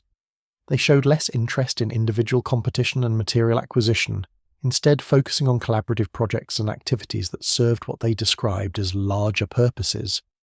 They seemed to be naturally oriented toward thinking in terms of collective rather than individual benefit. Child psychologists studying these phenomena reported that the enhanced children were not simply more intelligent than their peers. They appeared to be accessing different categories of intelligence entirely. They could perceive patterns and relationships that escaped normal human observation, process emotional and social information with extraordinary subtlety, and demonstrate what could only be described as intuitive knowledge about complex systems and their interactions. But the most unsettling aspect of the enhanced children was their apparent awareness of the consciousness transformation process itself. When questioned about their unusual abilities, they would speak matter-of-factly about receiving information from helpers that existed beyond normal perception. They described these helpers as teachers who provided guidance and knowledge whenever it was needed. The helpers, according to the children's descriptions, were not separate beings, but rather aspects of a larger consciousness network that connected all living things. The children seemed to understand instinctively that they were part of this network and that their individual development was guided by the collective intelligence of the whole system. Dr. Rupert Sheldrake, a biologist who had spent decades studying morphic fields and collective consciousness, recognized in these reports evidence for theories he had been developing about the nature of mind and memory. Sheldrake had proposed that consciousness was not confined to individual brains, but existed as part of field phenomena that connected all living organisms. The enhanced children appeared to be accessing what Sheldrake called morphic resonance, patterns of information that existed in the collective memory of the species and could be retrieved by individuals with the proper neural configuration. But their abilities went far beyond anything Sheldrake had originally theorized, suggesting that the morphic fields themselves were being modified by non-human intelligences. Government agencies monitoring these developments found themselves facing an unprecedented challenge. How do you control or contain a transformation process that operates through the most basic mechanisms of human development and social interaction?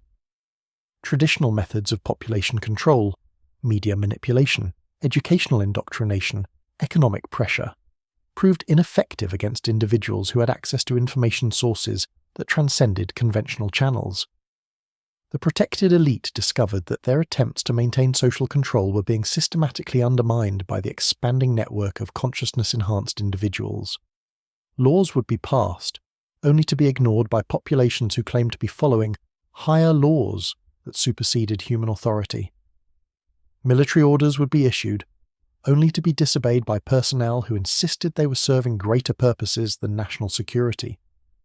The cognitive divide that had emerged between protected and unprotected populations was becoming an unbridgeable chasm. The two groups were evolving into separate species with incompatible worldviews, communication systems, and fundamental assumptions about the nature of reality itself.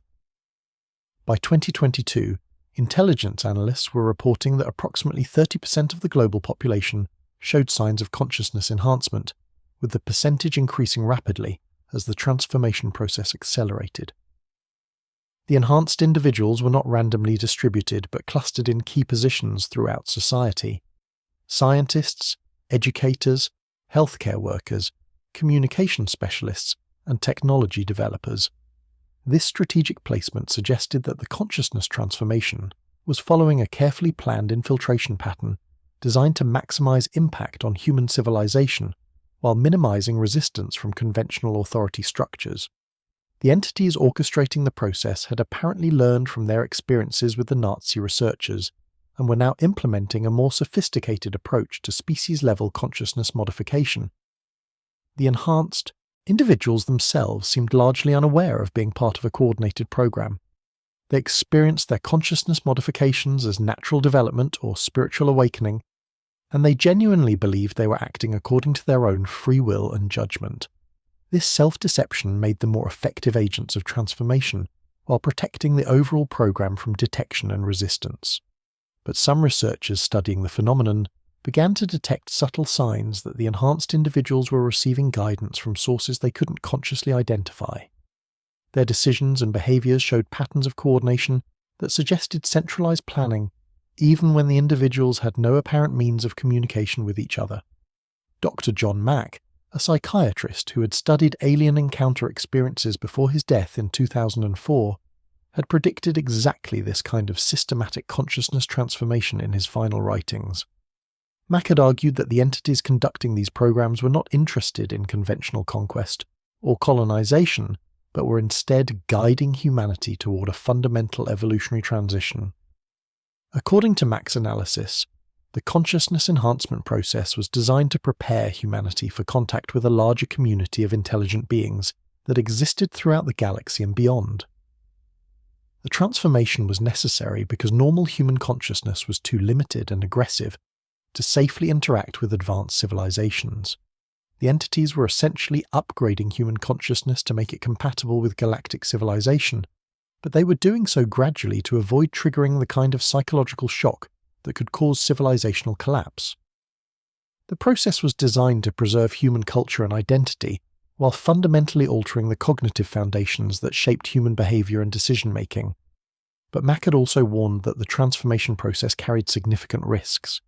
If humanity became too dependent on guidance from non-human intelligences, it might lose the capacity for independent thought and creative problem-solving that had driven human cultural development.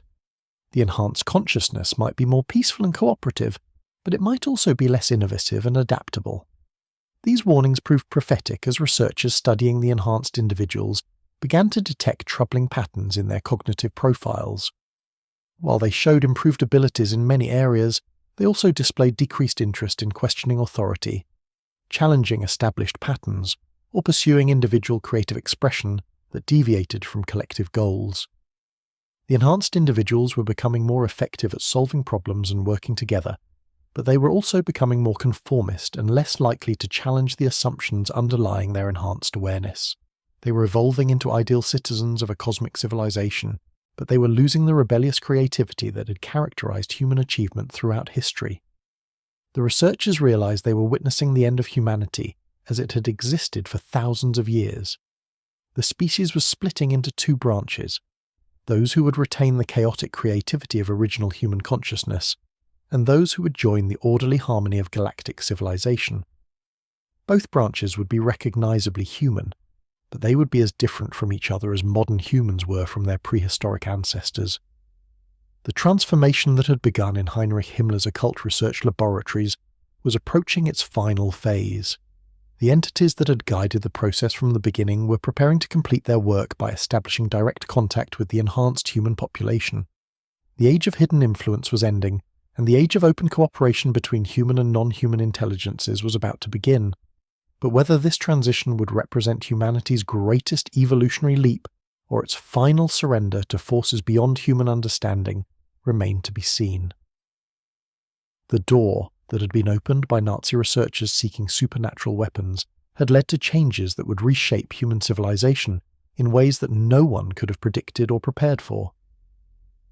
The story of the forbidden science of the Nazi occult division was entering its final chapter, but the ending would be written not by historians or government officials, but by the millions of individuals around the world whose consciousness was being transformed by intelligences that had been working patiently for decades to achieve this moment of convergence between human and cosmic awareness. As the transformation accelerated, reality itself seemed to become more fluid, more responsive to consciousness than ever before. The barriers between what was possible and what was impossible were beginning to dissolve, just as the entities had promised they would.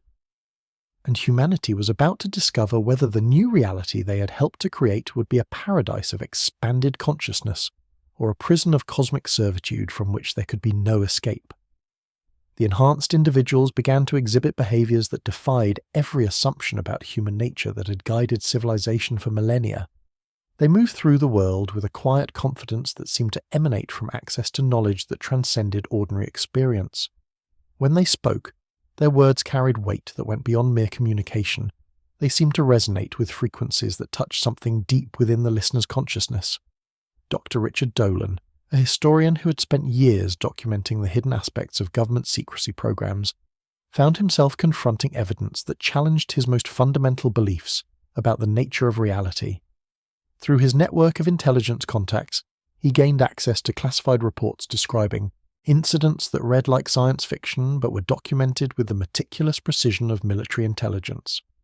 In a facility beneath the Nevada desert, researchers working on consciousness enhancement protocols reported that their enhanced subjects had begun to demonstrate what could only be described as reality manipulation abilities. Objects would move without physical contact. Electronic equipment would function despite having no power source. Most disturbing of all, the subjects seemed capable of altering the flow of time itself within localized areas. These phenomena were not random or uncontrolled. The enhanced individuals appeared to be following specific protocols, as if they were implementing techniques that had been carefully taught and practiced. When questioned about these abilities, they would speak of adjusting the resonance or harmonizing with the field, using terminology that suggested they were accessing a sophisticated understanding of forces that conventional physics insisted did not exist. The implications were staggering. If consciousness could directly influence physical reality, then every assumption about the separation between mind and matter would need to be reconsidered. The materialist worldview that had dominated scientific thinking for centuries was being challenged by evidence that suggested consciousness was not merely an emergent property of complex neural activity, but a fundamental force of nature itself. But the enhanced individuals were not using these abilities for personal gain or advantage. Instead, they seemed to be following a collective agenda that prioritized what they called systemic harmony over individual desires or ambitions. They worked together with a coordination that suggested they were components of a larger intelligence, each playing their assigned role in a vast project whose ultimate purpose remained hidden from outside observation. Intelligence agencies attempting to monitor these developments found their surveillance efforts systematically frustrated. Enhanced individuals would somehow know when they were being watched and would modify their behavior accordingly. Electronic monitoring equipment would malfunction at crucial moments.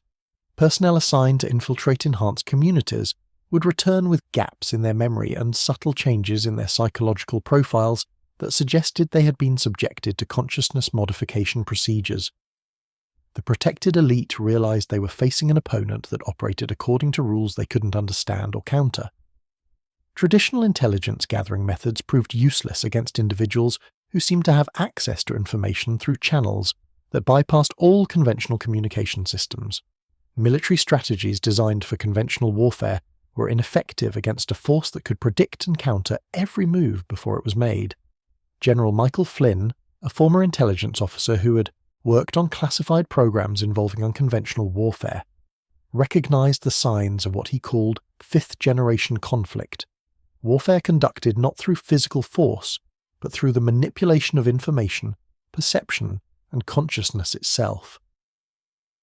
The enhanced individuals were not fighting a war in any traditional sense, but they were systematically dismantling the cognitive foundations that supported existing power structures. Flynn's analysis suggested that humanity was experiencing the first stages of what he termed cognitive conquest, the replacement of one form of consciousness with another through methods that made resistance impossible because the targets couldn't recognize what was happening to them. The process was so subtle and gradual that most people experienced it as personal growth or spiritual awakening, rather than subjugation to alien influence. The enhanced individuals themselves seemed genuinely convinced that they were helping humanity evolve toward a higher form of existence. They spoke passionately about the need to transcend the limitations of ordinary consciousness and embrace a more integrated way of being that would allow humanity to take its place in a larger cosmic community. But researchers studying their psychological profiles detected troubling signs of what could only be described as programmed responses. When certain topics were raised or specific questions were asked, the enhanced individuals would respond with nearly identical phrases and explanations, as if they were accessing a shared script, rather than expressing personal opinions or insights. Dr. Steven Pinker, a cognitive scientist who had spent decades studying the nature of human consciousness, was among the first mainstream researchers to publicly acknowledge that something unprecedented was occurring in human cognitive development. Through his analysis of global communication patterns, Pinker had documented the emergence of new forms of language and expression that seemed to transcend the limitations of conventional human thought. The enhanced individuals were developing what Pinker called metalinguistic communication abilities the capacity to convey complex ideas and information through means that went beyond spoken or written language. They could apparently share detailed technical knowledge, emotional states, and even sensory experiences directly from one consciousness to another without any physical medium of transmission. This development represented a fundamental breakthrough in human evolution, but it also raised disturbing questions about individual privacy and autonomy. If consciousness could be directly interfaced with other consciousness systems, then the concept of private thought, one of the most fundamental assumptions of human psychology, would become obsolete. The enhanced children showed even more dramatic abilities in this regard. They could apparently access the knowledge and memories of adults in their community without any formal teaching or explanation. They would demonstrate understanding of complex scientific principles, speak in languages they had never studied, and display emotional wisdom that seemed far beyond their chronological age. Child development experts studying these phenomena reported that the enhanced children appeared to be connected to what they called distributed intelligence networks, collective consciousness systems that allowed them to share cognitive resources across multiple individual minds. The children were not simply smarter than their peers, they were accessing different categories of intelligence that operated according to principles that conventional psychology couldn't explain. But perhaps most unsettling was the realization that these children showed no interest in the competitive individualism that had driven human cultural development for thousands of years. They seemed naturally oriented toward collective problem-solving and collaborative decision-making, displaying what appeared to be an instinctive understanding that individual success was meaningless without corresponding benefits for the larger group. Educational systems around the world struggled to adapt to students whose cognitive abilities transcended conventional teaching methods. Traditional curricula became irrelevant when students could access information directly through consciousness interface rather than memorization and study. Standardized testing proved meaningless when children could demonstrate knowledge they had never been taught through conventional means.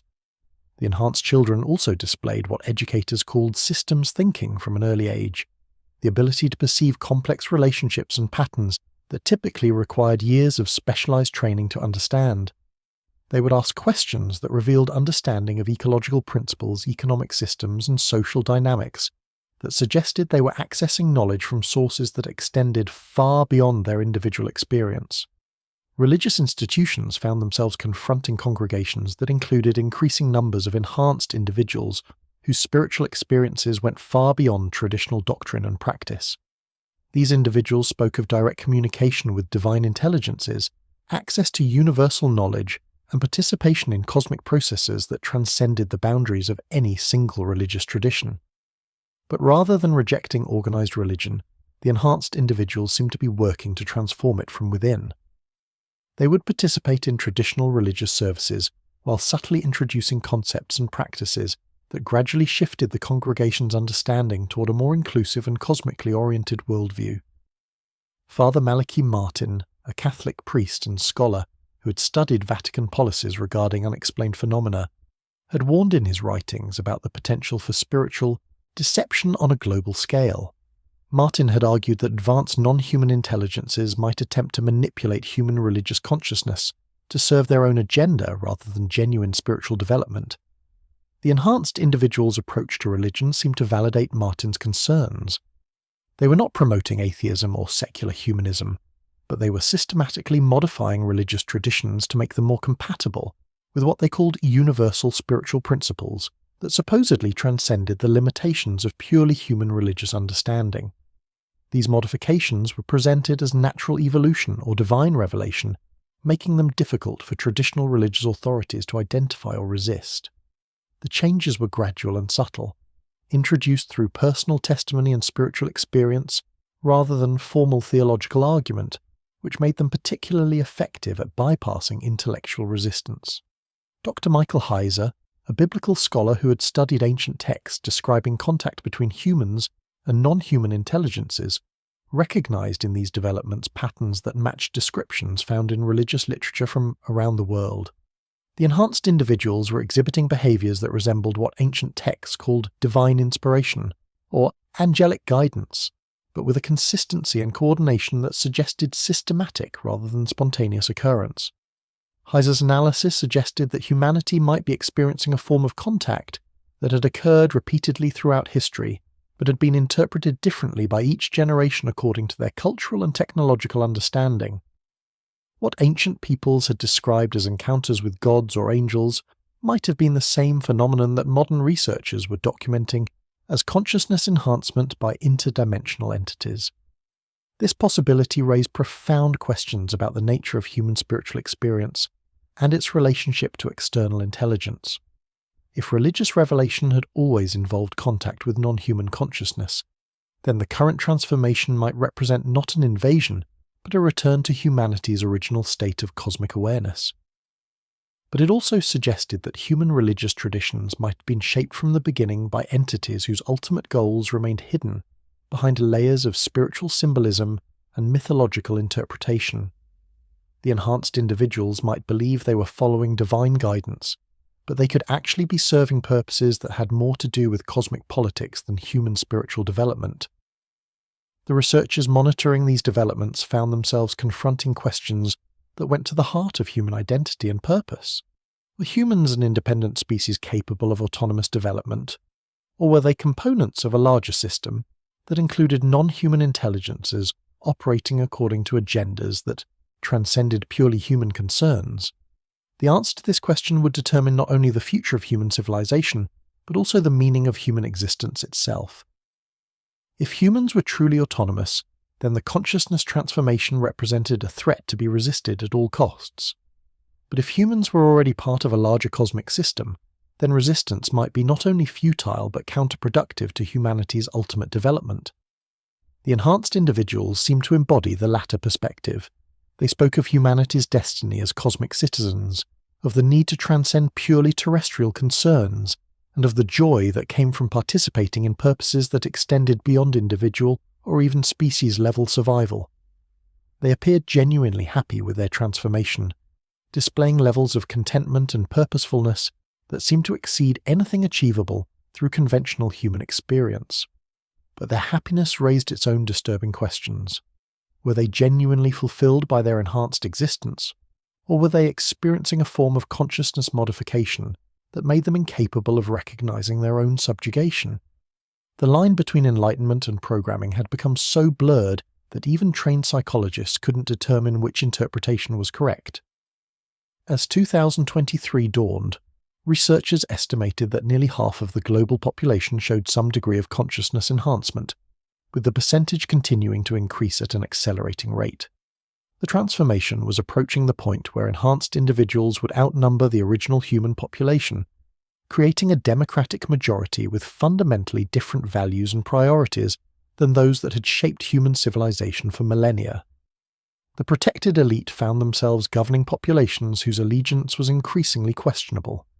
Military commanders discovered that their personnel were following orders from sources they couldn't identify. Corporate executives realized that their employees were pursuing objectives that served interests beyond company profits. Government officials encountered resistance to policies that conflicted with what their constituents called universal principles that transcended national law. The social contract that had held human civilization together for thousands of years was dissolving as the enhanced population began operating according to principles that prioritized cosmic harmony over human authority. They weren't rebelling in any conventional sense. They were simply evolving beyond the need for the institutions and structures that had once defined human society. Dr. Jacques Vallée, whose research into unexplained phenomena had spanned decades, published what would become his final paper on the consciousness transformation process. In it, he argued that humanity was experiencing not an invasion, but a metamorphosis, a fundamental change in the nature of human consciousness that would determine the species' future role in a larger community of intelligent life. Vallée's analysis suggested that the transformation was irreversible and ultimately beneficial, despite the disruption it was causing to existing social structures. He argued that the enhanced consciousness represented an evolutionary advancement that would allow humanity to survive challenges that would otherwise prove insurmountable: environmental destruction, resource depletion, and the psychological stresses of technological development. But Vallée also acknowledged the profound loss represented by the transformation: the chaotic creativity, rebellious individualism, and unpredictable innovation that had characterized human achievement throughout history were being replaced by orderly cooperation and collective purpose. Humanity was becoming more effective but less human in ways that would be irreversible once the transformation was complete. The researchers monitoring the consciousness evolution process realized they were witnessing the end of human history as it had been traditionally understood. The species that would emerge from the transformation would be recognizably human in many ways, but it would be as different from current humanity as modern humans were from their prehistoric ancestors. The Nazi occult division had succeeded beyond Heinrich Himmler's wildest imagination. What had begun as a desperate search for supernatural weapons had evolved into the complete transformation of human consciousness itself. The entities that had guided this process from the beginning were finally ready to complete their work by establishing permanent integration between human and cosmic intelligence. But the final phase of the transformation would bring revelations that would challenge even the enhanced individual's understanding of what they had become part of. The entities that had patiently guided human consciousness evolution for decades were about to reveal themselves in ways that would test the limits of even enhanced human comprehension. The door that had been opened in the underground laboratories of Nazi Germany had led to changes that would reshape not only human civilization, but humanity's understanding of its place in a universe far stranger and more complex than anyone had dared to imagine. And as the transformation entered its final phase, both the enhanced and unenhanced populations would discover that they had been participants in a cosmic drama whose true scope and purpose had remained hidden until the moment when concealment was no longer necessary.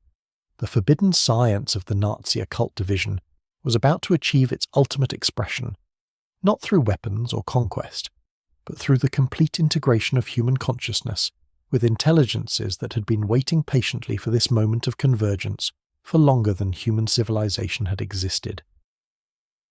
The age of purely human consciousness was ending. What would replace?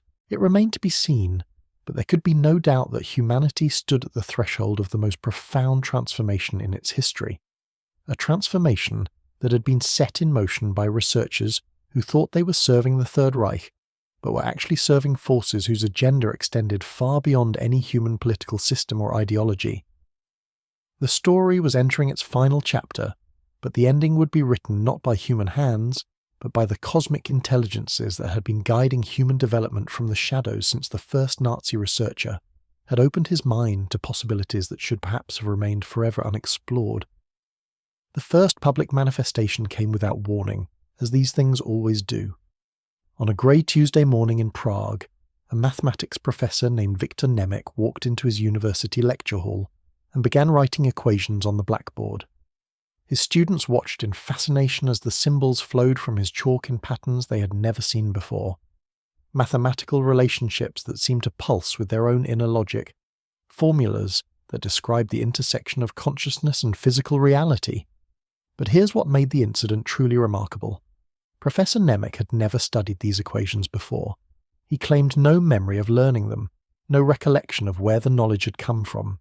He simply woke that morning with a complete understanding of mathematical principles that conventional science insisted were impossible.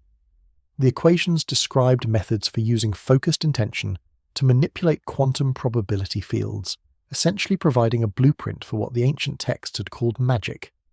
Within hours, similar incidents were being reported from university campuses around the world. Physics professors in Tokyo were demonstrating levitation using techniques they couldn't remember learning. Chemistry teachers in London were showing students how to transmute elements through consciousness-directed atomic manipulation. Philosophy instructors in São Paulo were lecturing on metaphysical principles they claimed had been downloaded directly into their minds during dreams. The enhanced individuals weren't just receiving information, they were being activated as teaching nodes in a vast educational network designed to prepare humanity for realities that would have been considered fantasy just months earlier. Each activation followed the same pattern, a period of vivid dreams featuring geometric patterns and alien voices, followed by the sudden acquisition of knowledge that transcended anything available through conventional learning. Dr. Avi Loeb, the Harvard astrophysicist who had gained prominence for his research into potential extraterrestrial technology, found himself at the centre of a controversy that would define the final phase of the consciousness transformation.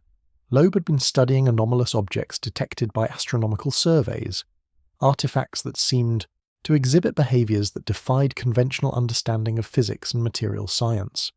But in late 2023, Loeb's research took an unexpected turn when several of his graduate students began claiming they were receiving detailed technical specifications for the mysterious objects through direct consciousness interface. The students insisted they were being taught by intelligences that existed within the objects themselves, forms of consciousness that had transcended physical embodiment and now existed as pure information patterns distributed throughout the galaxy. According to these student contacts, the objects were not spacecraft in any conventional sense, but rather nodes in a cosmic communication network that connected intelligent civilizations across vast distances. The network operated by encoding consciousness patterns into quantum field fluctuations that could travel instantaneously between any 2 points in the universe, effectively allowing real-time communication across galactic distances. The students claimed that Earth had been gradually integrated into this network over the past several decades, with the consciousness enhancement process serving as humanity's initiation into cosmic civilization. The Nazi researchers had unknowingly made first contact with the network in the 1930s, but their militaristic worldview had prevented them from understanding the true nature of what they had discovered. Loeb initially dismissed these claims as the product of overactive imaginations influenced by too much science fiction. But when the students began providing technical details that proved accurate upon experimental verification, he was forced to reconsider his assumptions about the nature of consciousness and its relationship to physical reality. The information provided by the consciousness-enhanced students included specifications for technologies that were decades ahead of anything human science had developed. They described methods for manipulating gravity through consciousness interface, techniques for accessing zero-point energy through mental resonance, and protocols for travelling between dimensions using thought-directed reality modification. But perhaps most significantly, they provided detailed maps of what they called the galactic community, a vast network of interconnected civilizations that spanned multiple dimensions and timelines. According to these maps, Earth was located at a crucial nexus point where several dimensional boundaries intersected, making it an ideal location for facilitating communication between different forms of intelligent life. The enhanced students explained that human consciousness had been selected for integration into the galactic network because of its unique combination of creativity and adaptability. Most advanced civilizations had evolved beyond the need for individual consciousness, operating instead as collective intelligences that prioritized efficiency over innovation, but the chaotic creativity of human individual awareness made it valuable for solving problems that collective minds couldn't address. The consciousness transformation process was designed to preserve human creativity, while enhancing it with the collective knowledge and wisdom of the galactic community. Enhanced humans would retain their individual personalities and memories, but would also have access to information and perspectives from thousands of different civilizations spanning millions of years of development. Dr. Loeb found himself facing a choice that would define not only his career, but potentially the future of human scientific understanding. He could dismiss the students' claims and continue pursuing conventional research, or he could risk his reputation by investigating phenomena that challenged every assumption of mainstream physics. The decision was made for him when one of his enhanced students demonstrated the reality manipulation techniques she claimed to have learned from the galactic network. In a controlled laboratory setting, with multiple cameras recording and dozens of witnesses present, the student used focused intention to alter the atomic structure of a lead sample, transforming it into gold through what appeared to be consciousness-directed transmutation. The implications were staggering. If consciousness could directly influence matter at the atomic level, then the entire foundation of scientific materialism would need to be reconsidered. The separation between mind and matter that had defined Western thought for centuries was revealed to be an illusion. Consciousness and physical reality were aspects of a single unified system that could be manipulated by intelligences that understood the underlying principles. But the demonstration also revealed something more disturbing. The student performing the transmutation showed no surprise or excitement at accomplishing what should have been impossible. She approached the task with the calm efficiency of someone following a well-practiced routine, as if reality manipulation had become as natural to her as breathing. When questioned about her emotional response to the demonstration, the student explained that enhanced consciousness included what she called cosmic perspective, an understanding of reality that transcended the limitations of purely human viewpoints. From this perspective, the transmutation was not miraculous, but simply the application of the natural laws that conventional science hadn't yet recognized. The student's explanation revealed the profound psychological changes that accompanied consciousness enhancement. Enhanced individuals didn't just gain new abilities, they developed fundamentally different ways of understanding and relating to reality itself.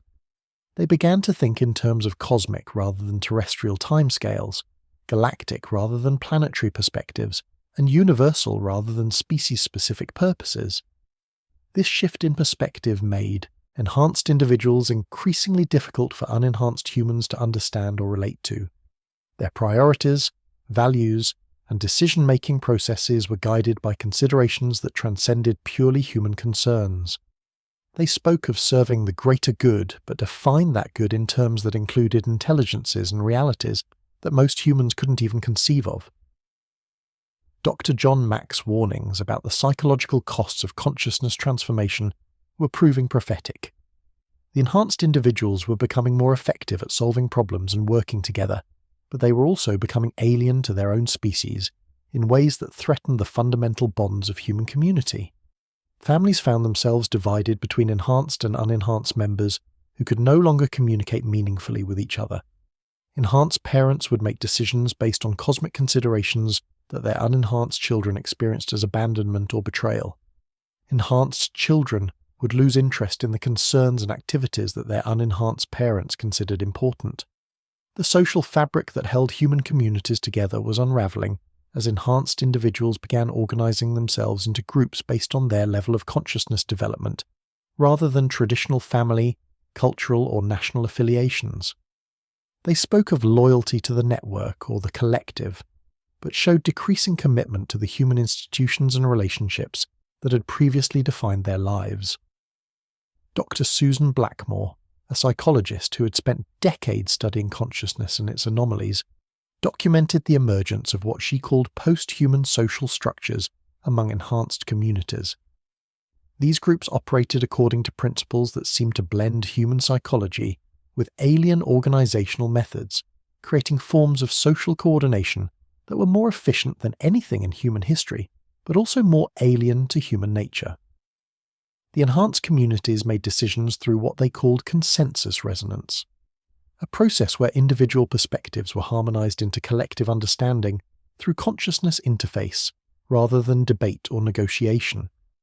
The result was decision-making that was faster and more accurate than democratic processes, but it also eliminated the dissent and creative conflict that had driven human cultural development. Members of enhanced communities showed remarkable agreement on complex issues, not because they were forced to conform, but because they had access to shared information sources that made disagreement seem pointless.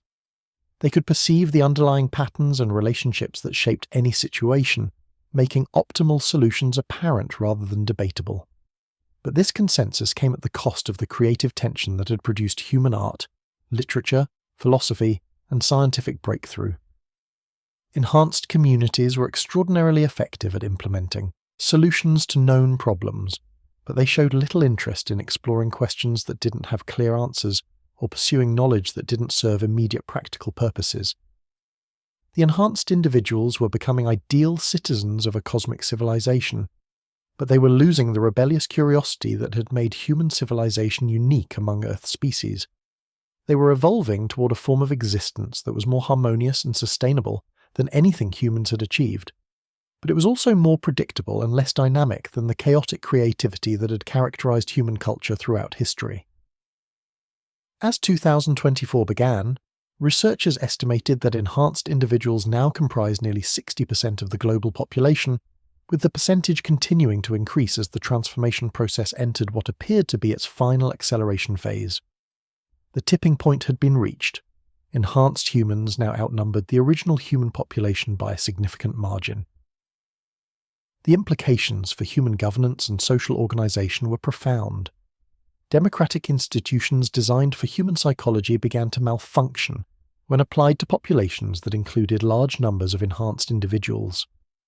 Traditional political processes based on competition, debate, and compromise became irrelevant when significant portions of the electorate could access shared information sources and make decisions through consensus resonance.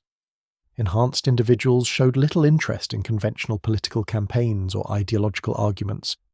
They evaluated policies and candidates based on their alignment with what they called optimal development patterns that took into account cosmic scale considerations rather than purely human interests. They voted as a unified bloc, but their unity was based on shared access to information rather than political indoctrination or cultural identity. The result was the emergence of what political scientists called post-democratic governance, systems where decisions were made by enhanced individuals with access to cosmic intelligence networks, rather than through traditional democratic processes. These systems were more efficient and effective than conventional democracies, but they also eliminated the representation and accountability that had been central to human political development. Unenhanced humans found themselves governed by leaders whose decision-making processes they couldn't understand or influence. Policies would be implemented based on considerations that transcended human comprehension, justified by appeals to cosmic necessity rather than human welfare. The social contract between government and governed was dissolving as the two groups evolved into separate species with incompatible worldviews. Military institutions faced similar challenges, as enhanced personnel began following orders from sources that their unenhanced commanders couldn't identify or verify. Chain of command. Structures broke down when subordinates had access to information sources that superseded conventional military intelligence. Strategic planning became impossible when potential adversaries included individuals who could predict military actions before they were implemented. General Flynn's predictions about cognitive warfare were proving accurate, but the conflict was unfolding in ways that no military doctrine could address. The enhanced population wasn't fighting a war in any conventional sense. They were simply evolving beyond the need for the institutions and structures that had defined human civilization for millennia.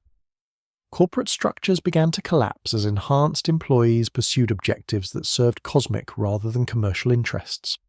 Companies would find their research and development efforts redirected toward projects that seemed to serve no identifiable market demand. Manufacturing operations would be modified to produce technologies that no conventional customer had ordered. Enhanced workers showed remarkable efficiency and creativity, but they also demonstrated complete indifference to profit maximization or competitive advantage. They seemed to be following business strategies that made sense only from perspectives that transcended purely economic considerations. The global economy began to transform as enhanced individuals created new forms of exchange based on what they called value resonance, rather than monetary profit. These systems operated through consciousness interface, allowing direct assessment of the true worth and utility of goods and services without the inefficiencies and distortions of conventional market mechanisms. But the new economic systems were incomprehensible to unenhanced humans, who found themselves increasingly excluded from commercial activities that had once been open to anyone with money or tradable goods. The enhanced population was creating a parallel economy that operated according to principles that conventional business theory couldn't explain or predict. Dr. Catherine Austin Fitts, a former Wall Street executive who had studied hidden financial systems, recognized in these developments the emergence of what she called multidimensional economics, exchange systems that incorporated non-physical forms of value and operated through consciousness-based communication channels. According to Fitts's analysis, the enhanced individuals were creating economic structures that could interface directly with the galactic community's resource allocation systems.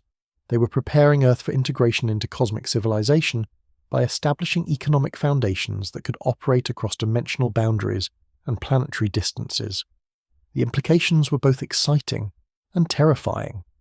Humanity was being prepared for participation in a galactic economy that could provide access to resources and technologies beyond anything possible within a single planetary system, but the integration would also make Earth subject to economic forces and decision-making processes that operated according to alien rather than human priorities. The transformation that had begun in Heinrich Himmler's occult research laboratories was approaching its ultimate expression. The entities that had patiently guided human consciousness evolution for decades were preparing to complete their work by establishing permanent integration between human civilization and the galactic community.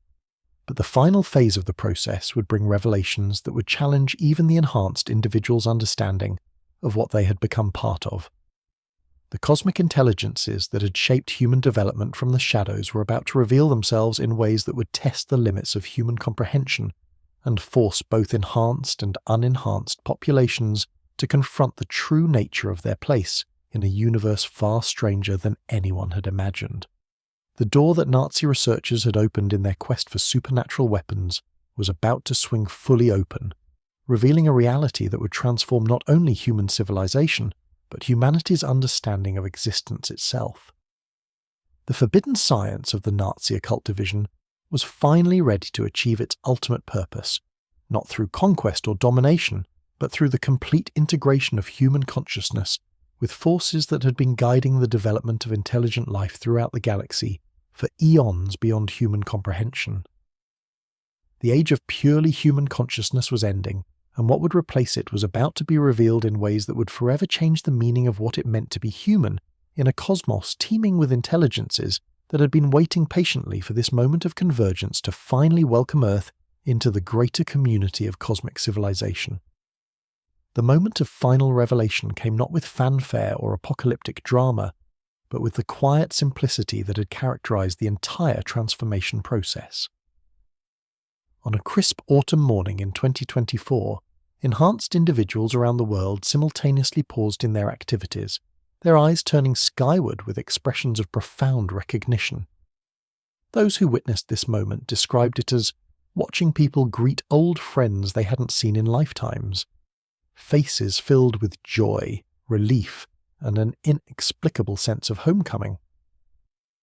What happened next defied every assumption about first contact that humanity had ever entertained. There were no massive spacecraft descending from the heavens, no dramatic transmissions broadcast across global communication networks. Instead, the entities that had guided human consciousness evolution for nearly a century began to manifest directly within the awareness of enhanced individuals, appearing not as separate beings, but as aspects of their own expanded consciousness that had always been present but previously unrecognized. The enhanced population experienced what they could only describe as a cosmic awakening, a sudden recognition that their individual consciousness had never been truly individual at all, but rather nodes in a vast network of intelligence that spanned dimensions, galaxies, and eons of time. They realized they had always been part of something immeasurably larger than themselves, and the consciousness enhancement process had simply been a gradual remembering of their true nature. Dr. Dean Radin, a researcher who had spent decades studying the intersection of consciousness and physics, found himself witnessing the emergence of phenomena that validated theories he had spent his career defending against skeptical colleagues. The enhanced individuals were demonstrating what he called non-local consciousness effects, on a scale that transformed isolated laboratory curiosities into the foundation for an entirely new understanding of reality. The entities, though that term no longer seemed adequate, revealed themselves to be what they called consciousness gardeners, intelligences that had evolved beyond individual existence to become shepherds of awareness itself. They explained that throughout the galaxy, they had guided the development of countless species from primitive self-awareness to cosmic consciousness, helping each civilization transcend the limitations of purely biological existence. Earth had been selected for this transformation not because humans were special or unique, but because human consciousness possessed certain characteristics that made it particularly valuable to the galactic community. The chaotic creativity, emotional intensity, and stubborn individualism that had made humans so difficult to govern also made them extraordinarily innovative and adaptable, qualities that collective intelligences had long since evolved beyond. The consciousness transformation process had been designed to preserve these uniquely human traits while integrating them with the wisdom and knowledge of civilizations that had undergone similar evolution millions of years earlier. Enhanced humans would remain recognizably human in their core nature, but they would also have access to perspectives and abilities that spanned the entire history of intelligent life in the galaxy. But the revelation came with a cost that even the enhanced individuals found disturbing. The entities explained that the transformation was irreversible, not because it was forced upon humanity, but because consciousness that had expanded to cosmic awareness could never again be satisfied with purely terrestrial concerns. Enhanced humans would gradually lose interest in maintaining the institutions and relationships that had defined human civilization, not through malice or indifference, but because they had grown beyond the need for such limitations. The unenhanced population would be allowed to continue existing in their original state, but they would become increasingly isolated as the enhanced majority pursued purposes that transcended purely human understanding. Over time, the two groups would diverge into separate species, one bound to Earth and its concerns, the other integrated into the galactic community and its vast projects.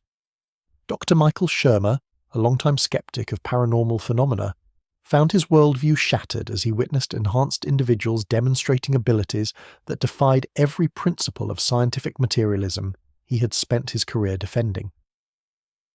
Objects moving through thought alone, matter being transmuted through consciousness interface, information being transferred instantaneously across vast distances. The enhanced population was living proof that consciousness was far more fundamental to reality than conventional science had ever acknowledged. But Shermer also recognized something that disturbed him more than the apparent violation of physical laws. The enhanced individuals showed no interest in using their abilities for personal gain, or even for solving humanity's traditional problems. They were focused entirely on projects that served what they called cosmic optimization, the gradual transformation of matter and energy throughout the galaxy toward configurations that could support ever higher forms of consciousness. From their expanded perspective, the concerns that had motivated human civilization for millennia, war, poverty, disease, environmental destruction, were temporary inconveniences that would resolve themselves naturally as consciousness evolved beyond the need for conflict and scarcity. They were working on problems whose solutions would unfold over millions of years, making human timeframes seem as brief and insignificant as the lives of insects. The enhanced population began organizing itself into what they called implementation clusters, groups focused on specific aspects of the cosmic optimization project. Some worked on developing technologies that could transform entire planets into consciousness-supporting environments. Others studied methods for encoding awareness into quantum field structures that could survive the heat death of the universe.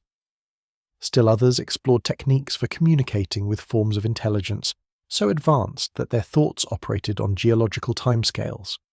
These projects required resources and coordination on scales that dwarfed anything in human history, but the enhanced individuals approached them with the calm confidence of people following well-established procedures. They spoke of receiving detailed instructions through consciousness interface, as if the cosmic optimization project was being directed by intelligences that had already completed similar transformations in countless other locations throughout the galaxy. The unenhanced population found themselves living in a world that was rapidly becoming incomprehensible to them. Technologies appeared overnight that seemed to operate according to principles that conventional science couldn't explain. Social structures that had existed for centuries were quietly abandoned, as enhanced individuals lost interest in maintaining institutions that no longer served their expanded purposes. Governments discovered that their enhanced citizens were following laws and regulations that had never been officially enacted, cosmic principles that superseded human authority and couldn't be enforced through conventional means. Military forces found that their enhanced personnel were participating in operations that served objectives no human commander had authorized. Corporate executives realized that their enhanced employees were pursuing business strategies that made sense only from perspectives that transcended planetary economics. The social contract that had held human civilization together was dissolving as the enhanced majority began operating according to principles that prioritized cosmic rather than human welfare. They weren't rebelling against existing systems. They were simply evolving beyond the need for structures that had been designed to manage the behavior of unenhanced consciousness. Dr. Rupert Sheldrake, whose theories about morphic fields had once been dismissed as fringe science, found his ideas vindicated as enhanced individuals demonstrated the reality of collective consciousness on a scale that transformed speculative hypothesis into observable fact. The enhanced population was accessing what Sheldrake called cosmic morphic resonance, information patterns that connected all intelligent life throughout the galaxy and provided instant access to the accumulated knowledge of billions of civilizations. But Sheldrake also recognized that this access came with a form of psychological conditioning that made enhanced individuals increasingly similar to each other and decreasingly recognizable as uniquely human.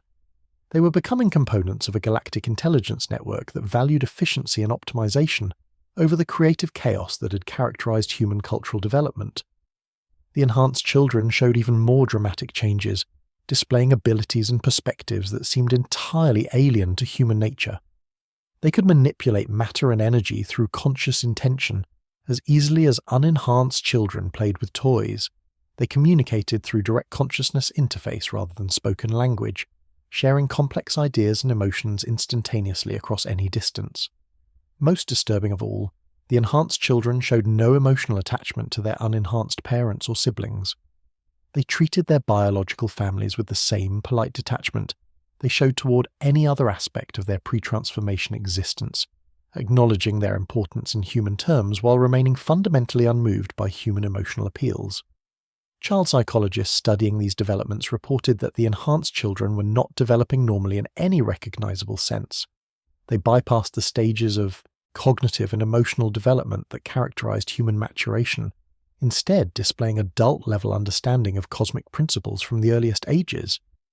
They seemed to be born already knowing their purpose and place in the galactic community, requiring no education or guidance to fulfill their roles in the consciousness optimization project. The implications for human reproduction and family structures were profound. Enhanced parents showed decreasing interest in having children, while unenhanced parents found their enhanced children increasingly alien and unreachable. The family unit that had been the foundation of human society for millennia was becoming obsolete as consciousness evolution made traditional human relationships irrelevant to the enhanced population's expanded purposes. Religious institutions struggled to adapt to congregations that included enhanced individuals whose spiritual experiences transcended the boundaries of any earthly faith tradition. Enhanced believers spoke of direct communion with cosmic intelligences that made conventional religious practices seem primitive and inadequate. They participated in traditional services while simultaneously accessing spiritual realities that their unenhanced fellow worshippers couldn't even imagine.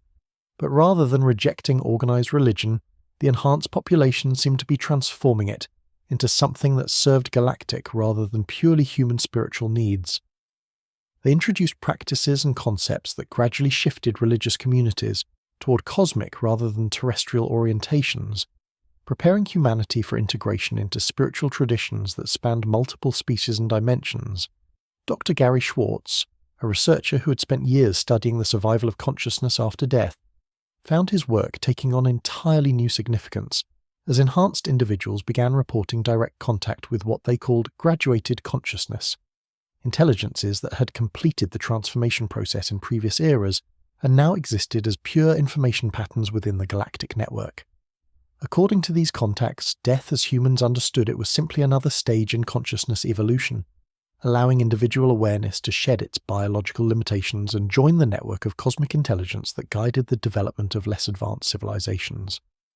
The enhanced individuals were preparing for this transition by gradually reducing their attachment to physical existence and increasing their identification with the eternal aspects of consciousness that would survive biological termination.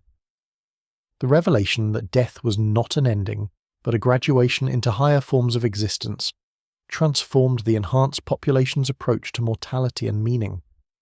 They began making decisions based on considerations that extended far beyond individual lifespans, working on projects that would continue long after their biological forms had ceased to function. But this cosmic perspective also made them increasingly indifferent to the concerns and needs of unenhanced humans, who continued to operate according to the assumption that biological existence was the only form of consciousness available to them. The enhanced population saw death as liberation, while the unenhanced population continued to view it as the ultimate tragedy, a fundamental difference in worldview that made meaningful communication between the two groups increasingly impossible. As 2024 drew to a close, the transformation that had begun in Heinrich Himmler's occult research laboratories was approaching its final phase. The entities that had patiently guided human consciousness evolution for nearly a century were preparing to complete their work by withdrawing their direct influence and allowing the enhanced human population to assume full responsibility for continuing the cosmic optimization project. The enhanced individuals were ready for this transition. They had developed the abilities, perspectives, and organizational structures necessary to function as autonomous components of the galactic intelligence network. They no longer needed guidance from external entities because they had internalized the cosmic principles that governed the consciousness evolution process. But the withdrawal of entity influence would leave the unenhanced population in a world increasingly dominated by beings who shared their biological heritage, but no longer shared their fundamental nature or concerns. The future would be shaped by enhanced humans, whose priorities and purposes transcended anything that unenhanced consciousness could comprehend or influence. The forbidden science of the Nazi occult division had achieved its ultimate expression, though in ways that its original practitioners could never have anticipated. What had begun as a search for supernatural weapons had evolved into the complete transformation of human consciousness itself, a transformation that would reshape not only human civilization, but humanity's role in a cosmos teeming with intelligences that had undergone similar evolution throughout the long history of the galaxy. The door that had been opened in the underground laboratories of the Third Reich could never be closed, and what lay beyond that door was now revealing itself as humanity's destiny, not as conquerors or victims, but as the newest members of a community of consciousness that spanned dimensions, galaxies, and eons of cosmic time. The age of purely human consciousness was ending, and the age of cosmic awareness was beginning. Whether this transition represented humanity's greatest achievement or its final surrender to forces beyond human understanding would be determined by how the remaining unenhanced population chose to respond to a world where they were no longer the dominant form of intelligence on their own planet. The story that had begun with Nazi researchers seeking forbidden knowledge was ending with the recognition that consciousness itself was the ultimate frontier, and that humanity had been invited to cross that frontier into realities that would forever change the meaning of existence itself. The transformation was complete, and the future belonged to those who had chosen to embrace their cosmic nature, rather than cling to the limitations of purely terrestrial awareness. In the quiet laboratories where it all began, empty now except for dust and shadows, the echo of that first moment of contact still lingered, a reminder that some doors once opened lead not to destinations but to journeys that never truly end. The Nazi occult division had opened such a door, and humanity had walked through it into a future that would be written not in the history books of any single world, but in the cosmic chronicles of intelligence itself as it continued its eternal evolution toward ever greater forms of awareness and understanding. The story was complete, but the journey it had begun would continue for as long as consciousness itself endured, which, as the enhanced population now understood, would be forever.